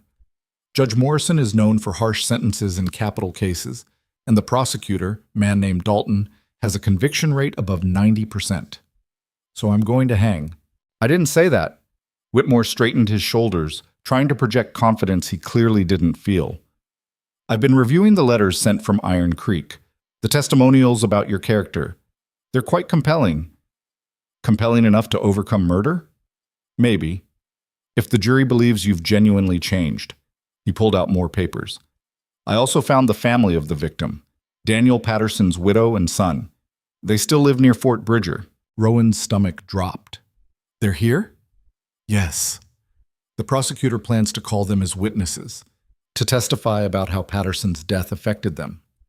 "Of course he does." "Mr. Mercer, I need to ask, do you have any defense at all? Anything that might explain or contextualize what happened?" Rowan thought about it. Thought about his violent father, his desperate poverty, the partner who'd convinced him robbery was the only way to survive. All the circumstances that had led to that terrible moment 15 years ago. But circumstances weren't excuses. "No," he said quietly. "I did what I did. The reasons don't matter." Whitmore looked frustrated. "The reasons always matter. They're the difference between murder and manslaughter, between hanging and prison." "Then tell them I panicked. Tell them I was young and stupid and made a choice I've regretted every day since. Tell them I'd give anything to take it back." Rowan met the lawyer's eyes. "But don't lie. Don't make me sound better than I was. You're not making this easy. Good defense rarely is." Trial began Tuesday morning in a courtroom packed with spectators. News of the case had spread through Fort Bridger, the fugitive who'd turned himself in, the murder 15 years cold, the community that vouched for a killer. People wanted to see how it ended. Judge Morrison was exactly what Boggs had described. Stern, gray-haired, with eyes that suggested he'd seen every excuse and believed none of them. He took his seat at the bench and surveyed the room with obvious distaste. "This is a capital murder trial," he announced. "I will tolerate no outbursts, no disruptions, and no nonsense. Anyone who can't conduct themselves appropriately will be removed. Is that clear?" The courtroom murmured agreement. Prosecutor Dalton stood, a tall man in his 40s, well-dressed, moving with the confidence of someone who'd never lost a case and didn't plan to start now. Your Honor, the territory calls this case against Rowan Mercer for the murder of Daniel Patterson on August 14th, 1799. The facts are simple and undisputed. Mr. Mercer and an accomplice robbed a stagecoach. When the victim attempted to defend his family, Mr. Mercer shot and killed him. He then fled and evaded justice for 15 years. Dalton's voice was smooth, practiced. This is not a complicated case. It is murder during the commission of a felony. The law is clear. The punishment is death. Whitmore stood, looking small next to Dalton but determined. Your Honor, the defense does not dispute the facts of the crime. Mr. Mercer has confessed fully and honestly to his actions. But we ask the court to consider not just what he did 15 years ago, but who he has become since. We will present evidence of genuine rehabilitation, of a man who has worked tirelessly to atone for his sins, to become someone worthy of a second chance. Mr. Whitmore, Judge Morrison interrupted. This court does not grant second chances. It enforces the law. Yes, Your Honor, but the law also allows for consideration of mitigating circumstances. We'll see about that. Proceed. The prosecution's case was brutal in its efficiency. Dalton called Marshal Crawford first, who testified about finding Rowan in Iron Creek, about the confession, about the transportation to Fort Bridger. Professional, factual, damaging. Then came the witnesses from the original crime. The stagecoach driver, now elderly but still sharp, described the robbery in detail. How two masked men had stopped the coach. How Daniel Patterson had reached for a small pistol he carried for protection. How one of the robbers had shot Patterson's wife first, hitting her in the shoulder. How Patterson had lunged forward in horror, and the second robber, Rowan, had fired. It wasn't an accident, the driver said. It was deliberate. He aimed and he fired. Whitmore tried to cross-examine, tried to establish that things had happened quickly, that mistakes were made in chaos, but the driver wouldn't budge. It was murder, he insisted, plain as day. Then Dalton called his most devastating witness. The territory calls Mrs. Catherine Patterson. The courtroom went silent. An older woman stood from the gallery, dressed in black, moving slowly to the witness stand. She had gray hair and tired eyes, and the bearing of someone who'd carried grief for a very long time. Behind her walked a young man, maybe 25, with his father's sharp features and his mother's sad eyes. Daniel Patterson's widow and son. Rowan felt like he'd been shot. He'd known, intellectually, that Patterson had family. The confession mentioned them. But seeing them in person, seeing the woman whose husband he'd killed, the boy he'd made fatherless, was different. Catherine Patterson took the oath with a steady voice. Dalton approached gently. Mrs. Patterson, I know this is difficult. Can you tell the court about your husband? Daniel was a good man, a clerk from Philadelphia. We were traveling west to start a new life. Her voice was quiet but clear. He wasn't a fighter, wasn't violent. But when those men stopped our coach and threatened our family, he tried to protect us. And what happened? They shot me first, in the shoulder. I fell. Daniel, he screamed and moved toward me. That's when the second man fired. She looked directly at Rowan. That man! He shot my husband in the chest. Daniel died in my arms before the robbers even finished taking our money. The courtroom was absolutely silent. How did your husband's death affect your family? Dalton asked. We lost everything. Our savings were in Daniel's name. I couldn't access them. I had a 3-year-old son and a shoulder wound that never healed properly. Her voice cracked. We nearly starved that first winter. I worked as a laundress, as a cook, doing anything to keep us fed. My son grew up without a father, without the life Daniel wanted to give him. Thank you, Mrs. Patterson. I have no further questions. Whitmore stood for cross-examination, but looked lost. Mrs. Patterson, I'm sorry for your loss. Are you? Her voice was sharp. You're defending the man who caused it. I'm ensuring he receives a fair trial. That's different. Is it? Judge Morrison intervened. Mr. Whitmore, do you have actual questions? No, Your Honor. Catherine Patterson stepped down. Her son, James Patterson, helped her back to her seat, glaring at Rowan with unconcealed hatred. The prosecution rested. Whitmore called his witnesses after lunch. First came Marshal Crawford again, this time testifying about Rowan's cooperation, his confession, his willingness to face justice. In 23 years, I've never transported a prisoner who acted like Mr. Mercer. Crawford said. Most run or fight or lie. He did none of those things. Does that change what he did? Dalton asked on cross-examination. No, but it speaks to who he is now. Who he is now doesn't bring back Daniel Patterson. Crawford had no answer to that. Next came the letters from Iron Creek. Whitmore read them aloud. Mrs. Chen's testimony about Thomas being saved, Lars's account of Rowan's work at the forge, Sarah and Michael's description of his character. Letter after letter, people vouching for a killer. Judge Morrison listened with obvious skepticism. Mr. Whitmore, these letters are very touching, but they're also written by people who didn't know Mr. Mercer was a fugitive. Their opinions are based on incomplete information. With respect, Your Honor, their opinions are based on his actions, on what he did in their community, which doesn't erase what he did outside their community. Finally, Whitmore called his last witness. The defense calls Rowan Mercer. Rowan stood, irons clinking, and walked to the witness stand. He swore the oath and sat, very aware of every eye in the courtroom on him. Whitmore approached carefully. Mr. Mercer, tell the court what happened on August 14th, 1799. So Rowan did. He described the robbery in detail, taking full responsibility. Explained the panic when Patterson's wife was shot. Admitted firing the shot that killed Patterson. Confessed to running, to hiding, to 15 years of cowardice. I have no excuse, he said. I made a choice, the worst choice of my life, and I've spent 15 years trying to outrun the guilt. Did you succeed? No, you can't outrun guilt. It follows you everywhere.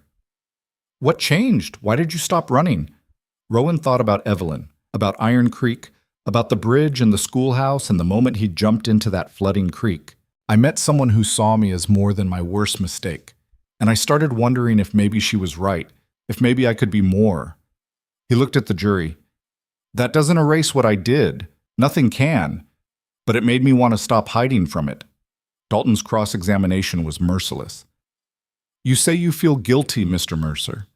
But you felt guilty enough to run for 15 years, not guilty enough to turn yourself in. That's correct. You built a life in Iron Creek under false pretenses. Those people didn't know they were harboring a murderer. No, sir. You let a woman fall in love with you without telling her the truth about who you were. Yes, sir. So your guilt has very convenient limits, doesn't it? You feel bad, but not bad enough to actually face consequences until you're forced to. Rowan wanted to argue, wanted to explain that it was more complicated than that. But Dalton was right. Yes, sir, he said quietly. That's exactly right. The prosecution rested. Closing arguments began the next morning. Dalton went first, methodical and devastating. Ladies and gentlemen of the jury, this is the simplest murder case you will ever hear. The defendant admits he killed Daniel Patterson. He admits it was during a robbery. He admits he ran from justice.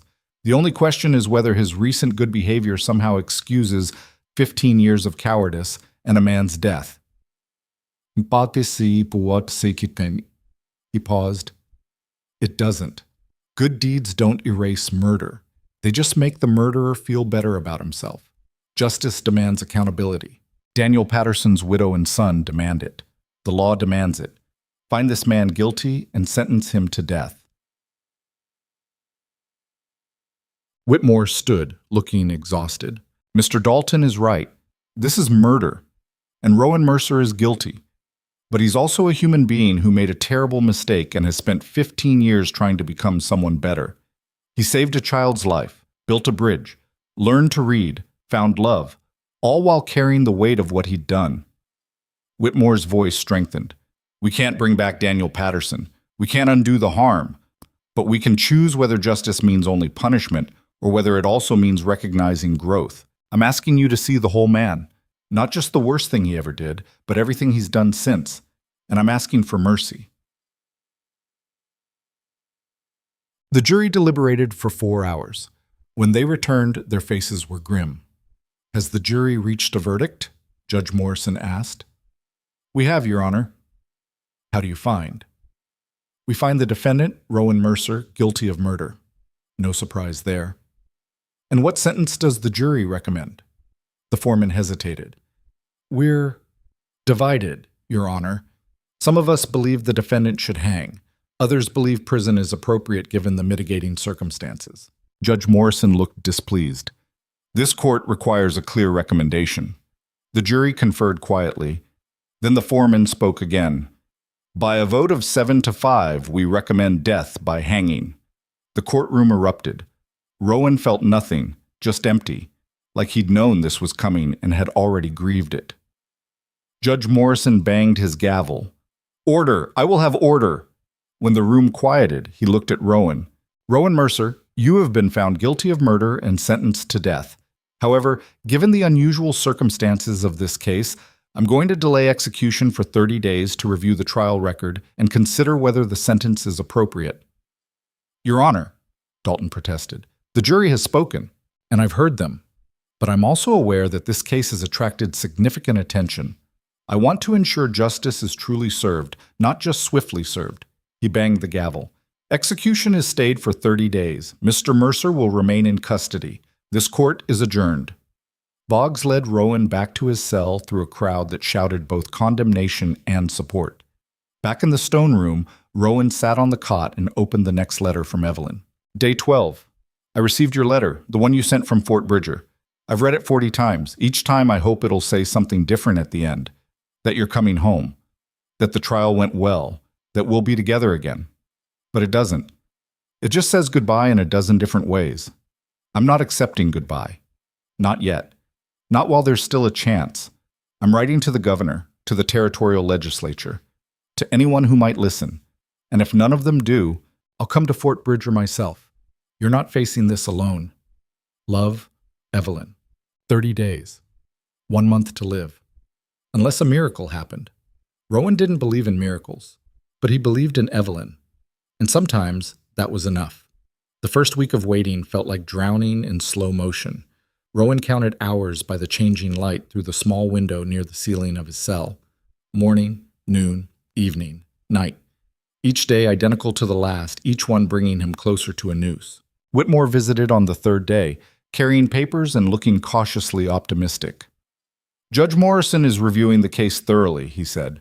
That's unusual. Most judges rubber-stamp jury recommendations. So there's hope? Maybe. I've filed a petition arguing for commutation to life imprisonment based on the rehabilitation evidence. And I've requested the judge interview some of the witnesses from Iron Creek personally. Will he? Whitmore hesitated. I don't know. But it's better than nothing. After the lawyer left, Rowan opened another of Evelyn's letters, this one dated 2 weeks after his departure. I'm coming to Fort Bridger. Lars tried to talk me out of it, said I should wait for news, but I can't sit here doing nothing while your life hangs in the balance. Mrs. Chen is watching the school. Sarah is managing the younger students. I'll be there in 10 days. Don't try to talk me out of it in your next letter because I'll already be on the road by the time you write it. I love you. I'm fighting for you. And I don't lose fights. Love, Evelyn. He read the letter 3 times, torn between hope and dread. Hope because she was coming. Dread because she might arrive just in time to watch him die. On the 8th day, Boggs unlocked the cell looking uncomfortable. You got visitors. Multiple visitors. Judge Morrison approved it special. Rowan stood. Who? See for yourself. He was led to a small room with a table and chairs. And there, waiting for him, were faces from a life that already felt impossibly distant. Evelyn stood first, crossing the room in 3 strides and pulling him into an embrace so fierce it knocked the breath from his lungs. She smelled like trail dust and soap and home. You're here, he whispered into her hair. Of course I'm here. She pulled back, eyes bright with unshed tears. Did you really think I'd stay away? Behind her stood Lars, looking older but steady. Mrs. Chen, small and fierce. Sarah and Michael, the baby sleeping in Sarah's arms. Even Tommy Fletcher and his mother. What is this? Rowan asked. This, Lars said, is Iron Creek refusing to let you face this alone. They'd traveled for 2 weeks through difficult country to reach Fort Bridger. Brought letters, brought testimonies, brought themselves as living proof that Rowan Mercer had become someone worth saving. Judge Morrison agreed to interview us, Evelyn said, tomorrow. Each of us will testify about what you did in Iron Creek, who you became, why your life matters. That won't change the verdict. Maybe not, but it might change the sentence. She gripped his hands. We're not giving up. And neither are you. They talked for an hour, catching him up on Iron Creek. The bridge was holding strong through the spring melt. The school had grown. 3 new families had arrived specifically because they'd heard about the quality of education. The forge was busy. Life continued, as it always did, with or without him. When Boggs came to end the visit, Evelyn kissed Rowan long and hard, like she was trying to memorize the shape of his mouth. "I'll see you tomorrow," she promised. "I love you." "I know. I love you too." Judge Morrison's chambers were wood-paneled and austere, dominated by law books and the smell of pipe tobacco. He sat behind his desk, stern and skeptical, while Whitmore presented the witnesses from Iron Creek one by one. Lars went first, describing Rowan's work at the forge, his skill, his patience teaching others. "He's a good smith," Lars said, "but more than that, he's a good man, makes mistakes, owns them, tries to do better. That's rare." "Rare doesn't excuse murder," Morrison observed. "No, sir, but it should count for something." Mrs. Chen spoke next, her English heavily accented, but her meaning crystal clear. "He saved my grandson. Jump in water, nearly die. Why he do that if he bad man?" "Bad men can do good things, Mrs. Chen. It doesn't make them good men." "No. Good things make good man. Bad things make bad man. He do good things now. That who he is." Morrison looked unconvinced but made notes. Sarah and Michael testified together, describing how Rowan had helped them, taught their neighbor's son, been kind without expectation of reward.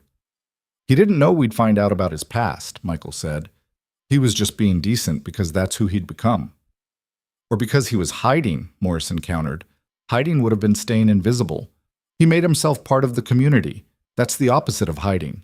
Tommy Fletcher's mother spoke about her son's hero worship, about how Rowan had never encouraged it, but also never dismissed it. "Tommy wants to be a blacksmith because of Mr. Mercer," she said. "Wants to build things and help people.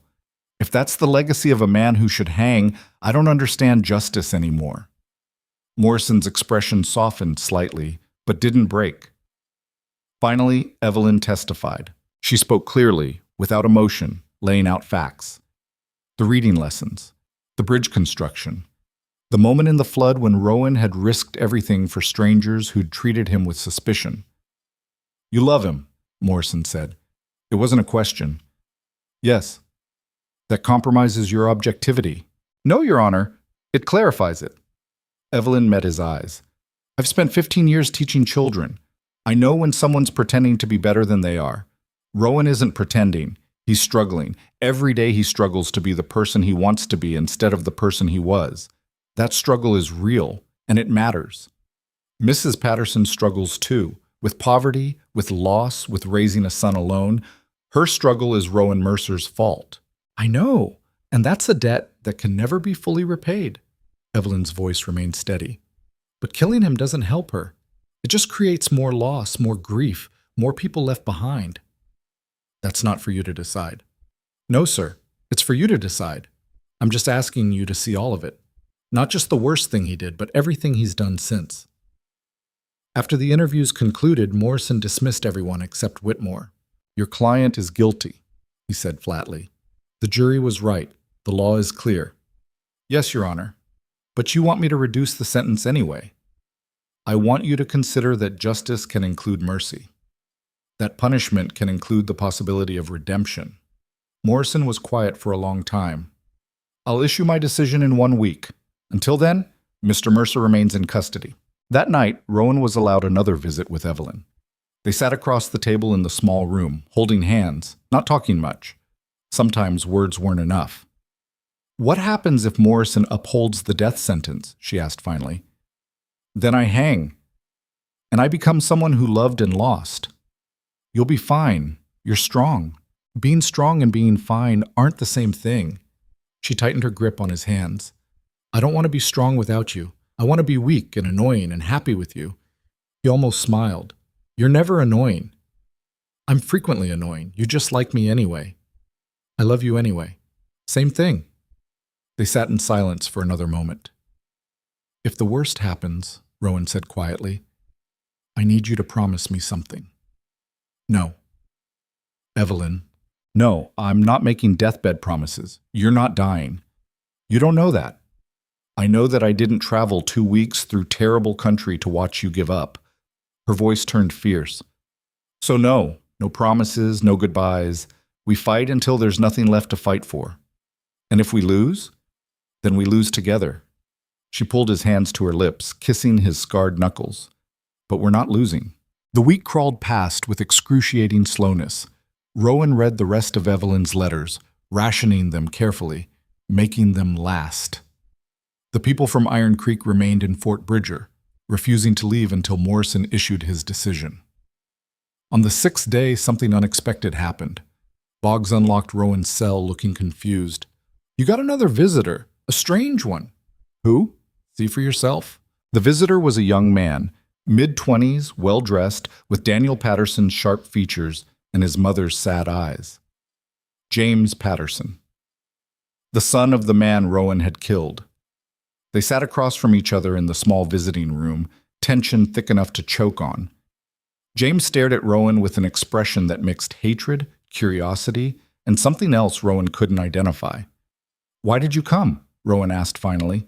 I don't know. James's voice was tight. I've been asking myself that since I walked through the door. If you're here to tell me I deserve to die, you're right, I do. I know you do. James leaned forward. My mother told me about my father every day of my life, how kind he was, how much he wanted to give me a better life, how he died trying to protect us. His hands clenched into fists. Do you know what it's like growing up knowing your father was murdered by a coward who ran away? No. It's rage, every single day. Rage at you, at the world, at the injustice of it all. His voice cracked. I wanted you caught. I wanted you punished. I wanted you to suffer the way we suffered. I understand. Do you? Do you really? James stood abruptly, pacing. Because I sat in that courtroom and listened to people talk about what a good man you've become, how you saved a child, built a bridge, found love. And you know what I felt? What? Jealous. The word came out broken. Jealous that you got 15 years to build a life while my father got nothing, while we got nothing. Rowan had no answer to that.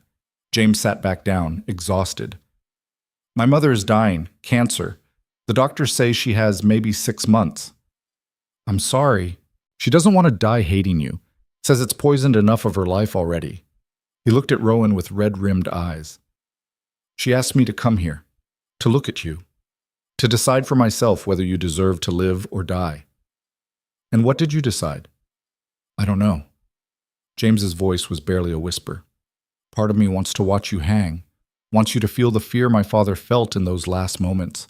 But another part, he trailed off. Another part what? Another part wonders if killing you just makes me like you. Someone who takes a life because they're angry and scared and don't know what else to do. They sat in heavy silence. I can't give you forgiveness, James said finally. That's not mine to give. It was my father's, and you took that possibility away when you killed him.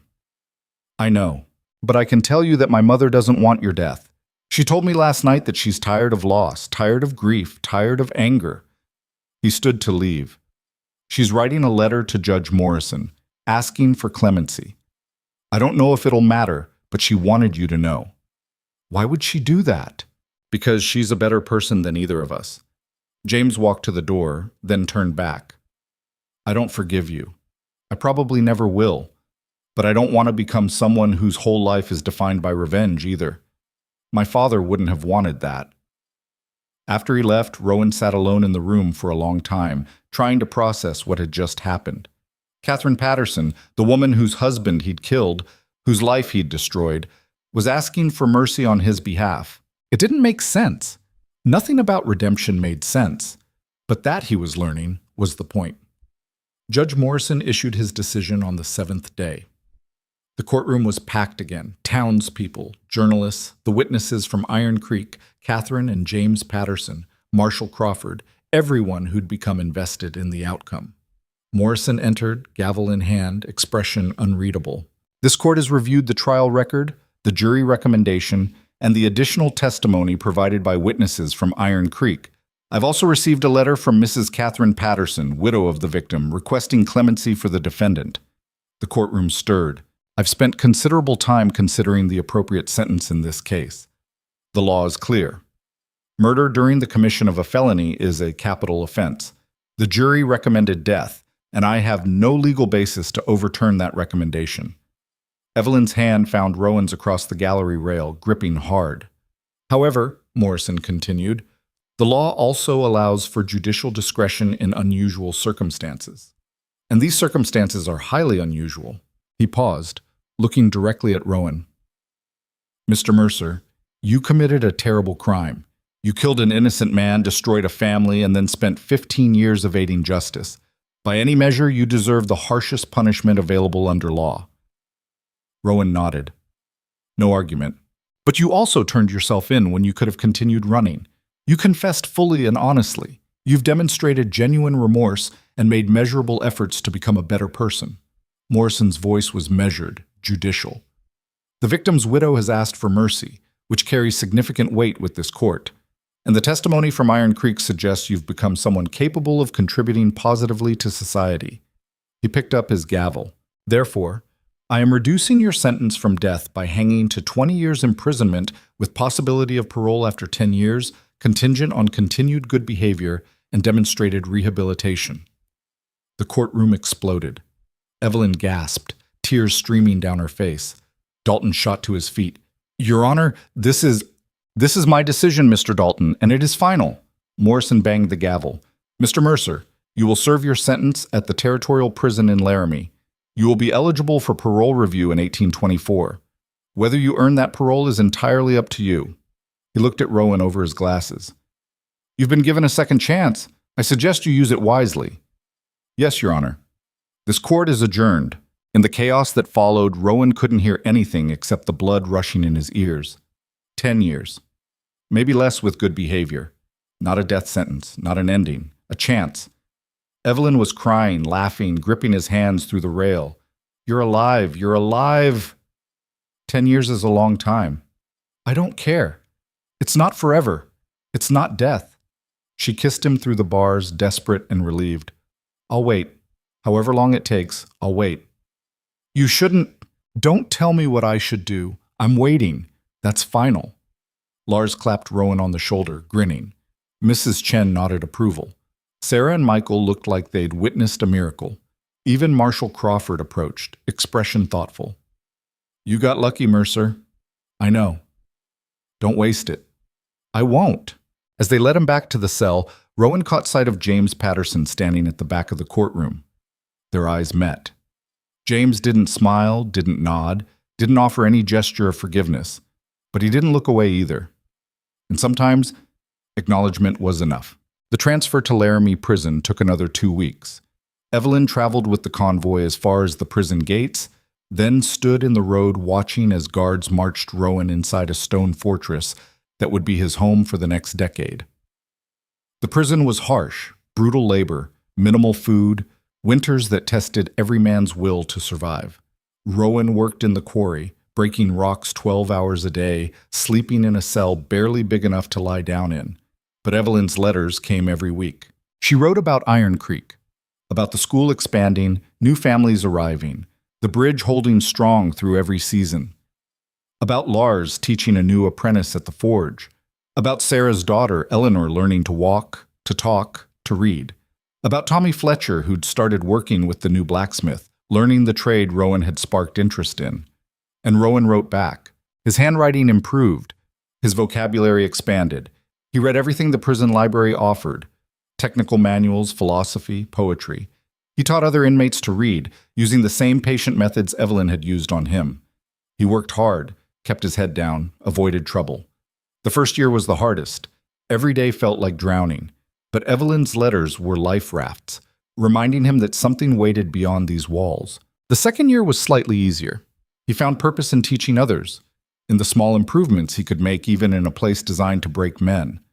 By the third year, the warden noticed his behavior and moved him to the carpentry shop. Better work, better conditions, a chance to build instead of destroy. Years passed. Iron Creek thrived.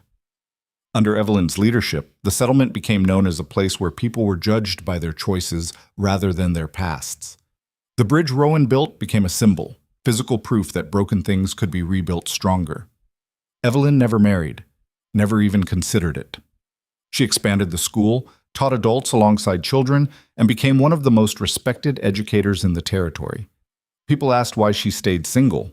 "I'm not single," she'd say. "I'm waiting." In the 6th year, Catherine Patterson died. James sent Rowan a brief letter informing him of her passing and including a final message she dictated from her deathbed. "Tell him I hope he uses his time well. Tell him redemption is real. Tell him my Daniel would have wanted someone to break the cycle of violence, and I'm choosing to believe that someone is him." Rowan read the letter until the paper wore thin, carrying those words like a talisman against the darkness of prison life. In the 8th year, the warden recommended him for early parole review based on exemplary behavior. "You've taught 43 men to read," the warden said, "built furniture for the prison chapel, helped prevent 2 riots by talking down angry inmates. You've earned this." The parole hearing was brief. A panel of 3 territorial judges reviewed his record, interviewed prison staff, and read letters of support from Iron Creek. "Your original sentence was 20 years with parole possible after 10, the lead judge said. "However, given your record and the warden's strong recommendation, we're granting parole effective immediately. You'll remain under supervision for 5 years, during which any violation of law results in return to prison to serve the remainder of your sentence." "I understand. Do you have a place to go?"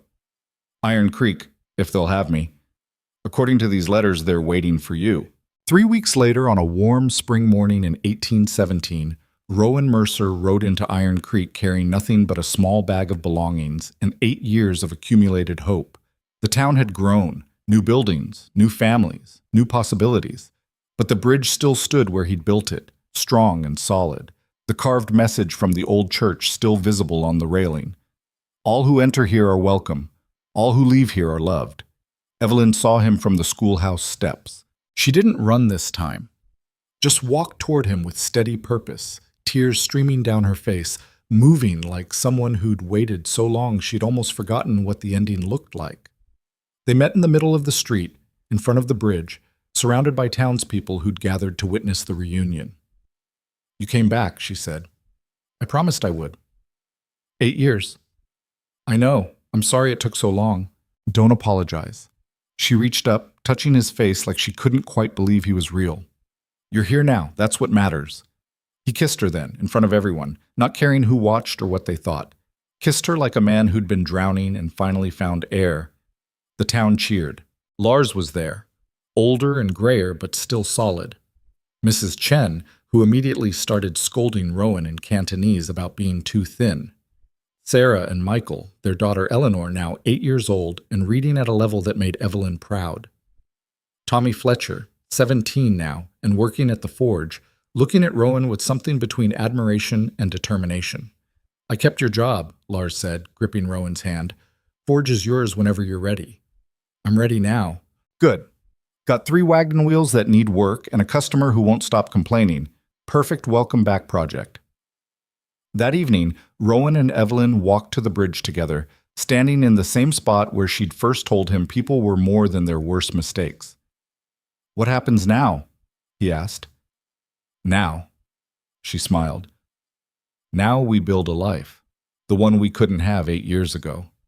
I'm still on parole, still technically a convicted murderer. I know. And I'm still too opinionated and too stubborn and too willing to fight people who underestimate me." She took his hand. "We're both imperfect, but we're imperfect together. I want to marry you." "I know. I want to marry you too." "When?" "Tomorrow, if you want. Or next month. Or next year. I've waited 8 years. I can wait a little longer to do it right." They decided on 6 weeks, giving time to plan a proper celebration.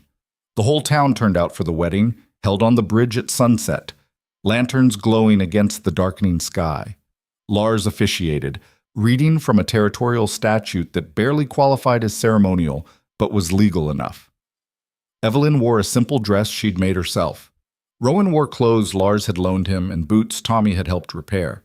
They spoke vows they'd written together, honest, unpolished, real. "I promise to keep trying," Rowan said, "to be better tomorrow than I was today, to build more than I break, to love you even when I don't deserve it. I promise to see all of you, Evelyn replied, the parts you're proud of and the parts you're not, to fight for us even when it's hard, to believe in redemption even when the world doesn't. They kissed as husband and wife while Iron Creek celebrated around them. Life wasn't easy after that. Rowan worked the forge, rebuilt his reputation through steady labor and honest dealing. Some people never fully trusted him. Some always saw him as the murderer who got away with it. He couldn't blame them. But others saw what he'd become. Saw the young men he taught, the work he did, the life he built with Evelyn. Slowly, grudgingly, they accepted him as part of the community. Evelyn's school grew into the largest in the territory. She taught children and adults reading and arithmetic and the revolutionary idea that people could change if given the chance. Her classroom became legendary, the place where second chances were standard practice. They never became wealthy, never became famous beyond their small corner of Wyoming, but they became something better.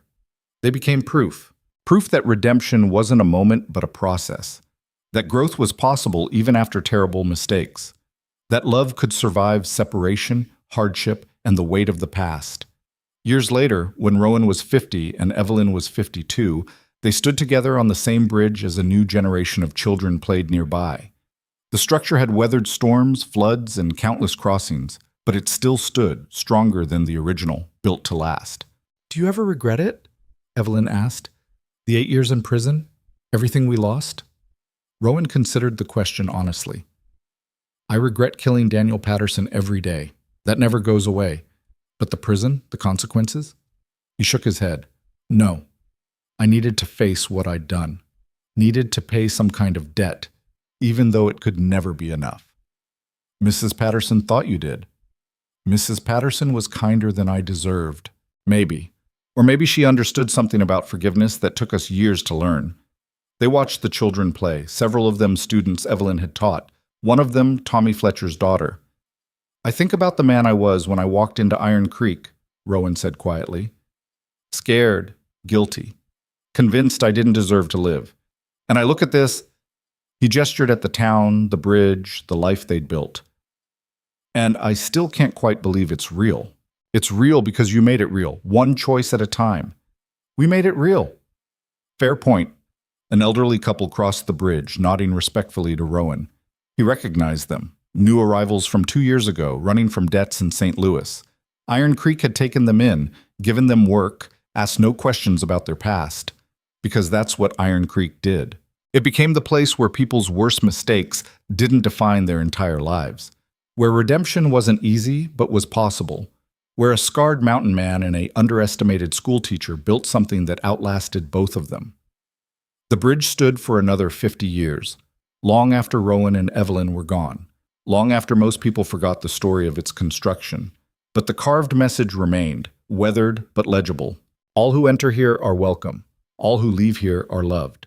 And for generations, people crossing that bridge would pause, read those words, and wonder about the hands that carved them, about the lives that proved them true, about the difficult, beautiful truth that nobody is only their worst moment, that change is slow and painful and possible, that love can be stronger than guilt, that redemption isn't given in a single dramatic gesture but earned through 1,000 small choices, and that sometimes the bridge between who we were and who we become is built by people who refuse to give up on us, even when we've given up on ourselves.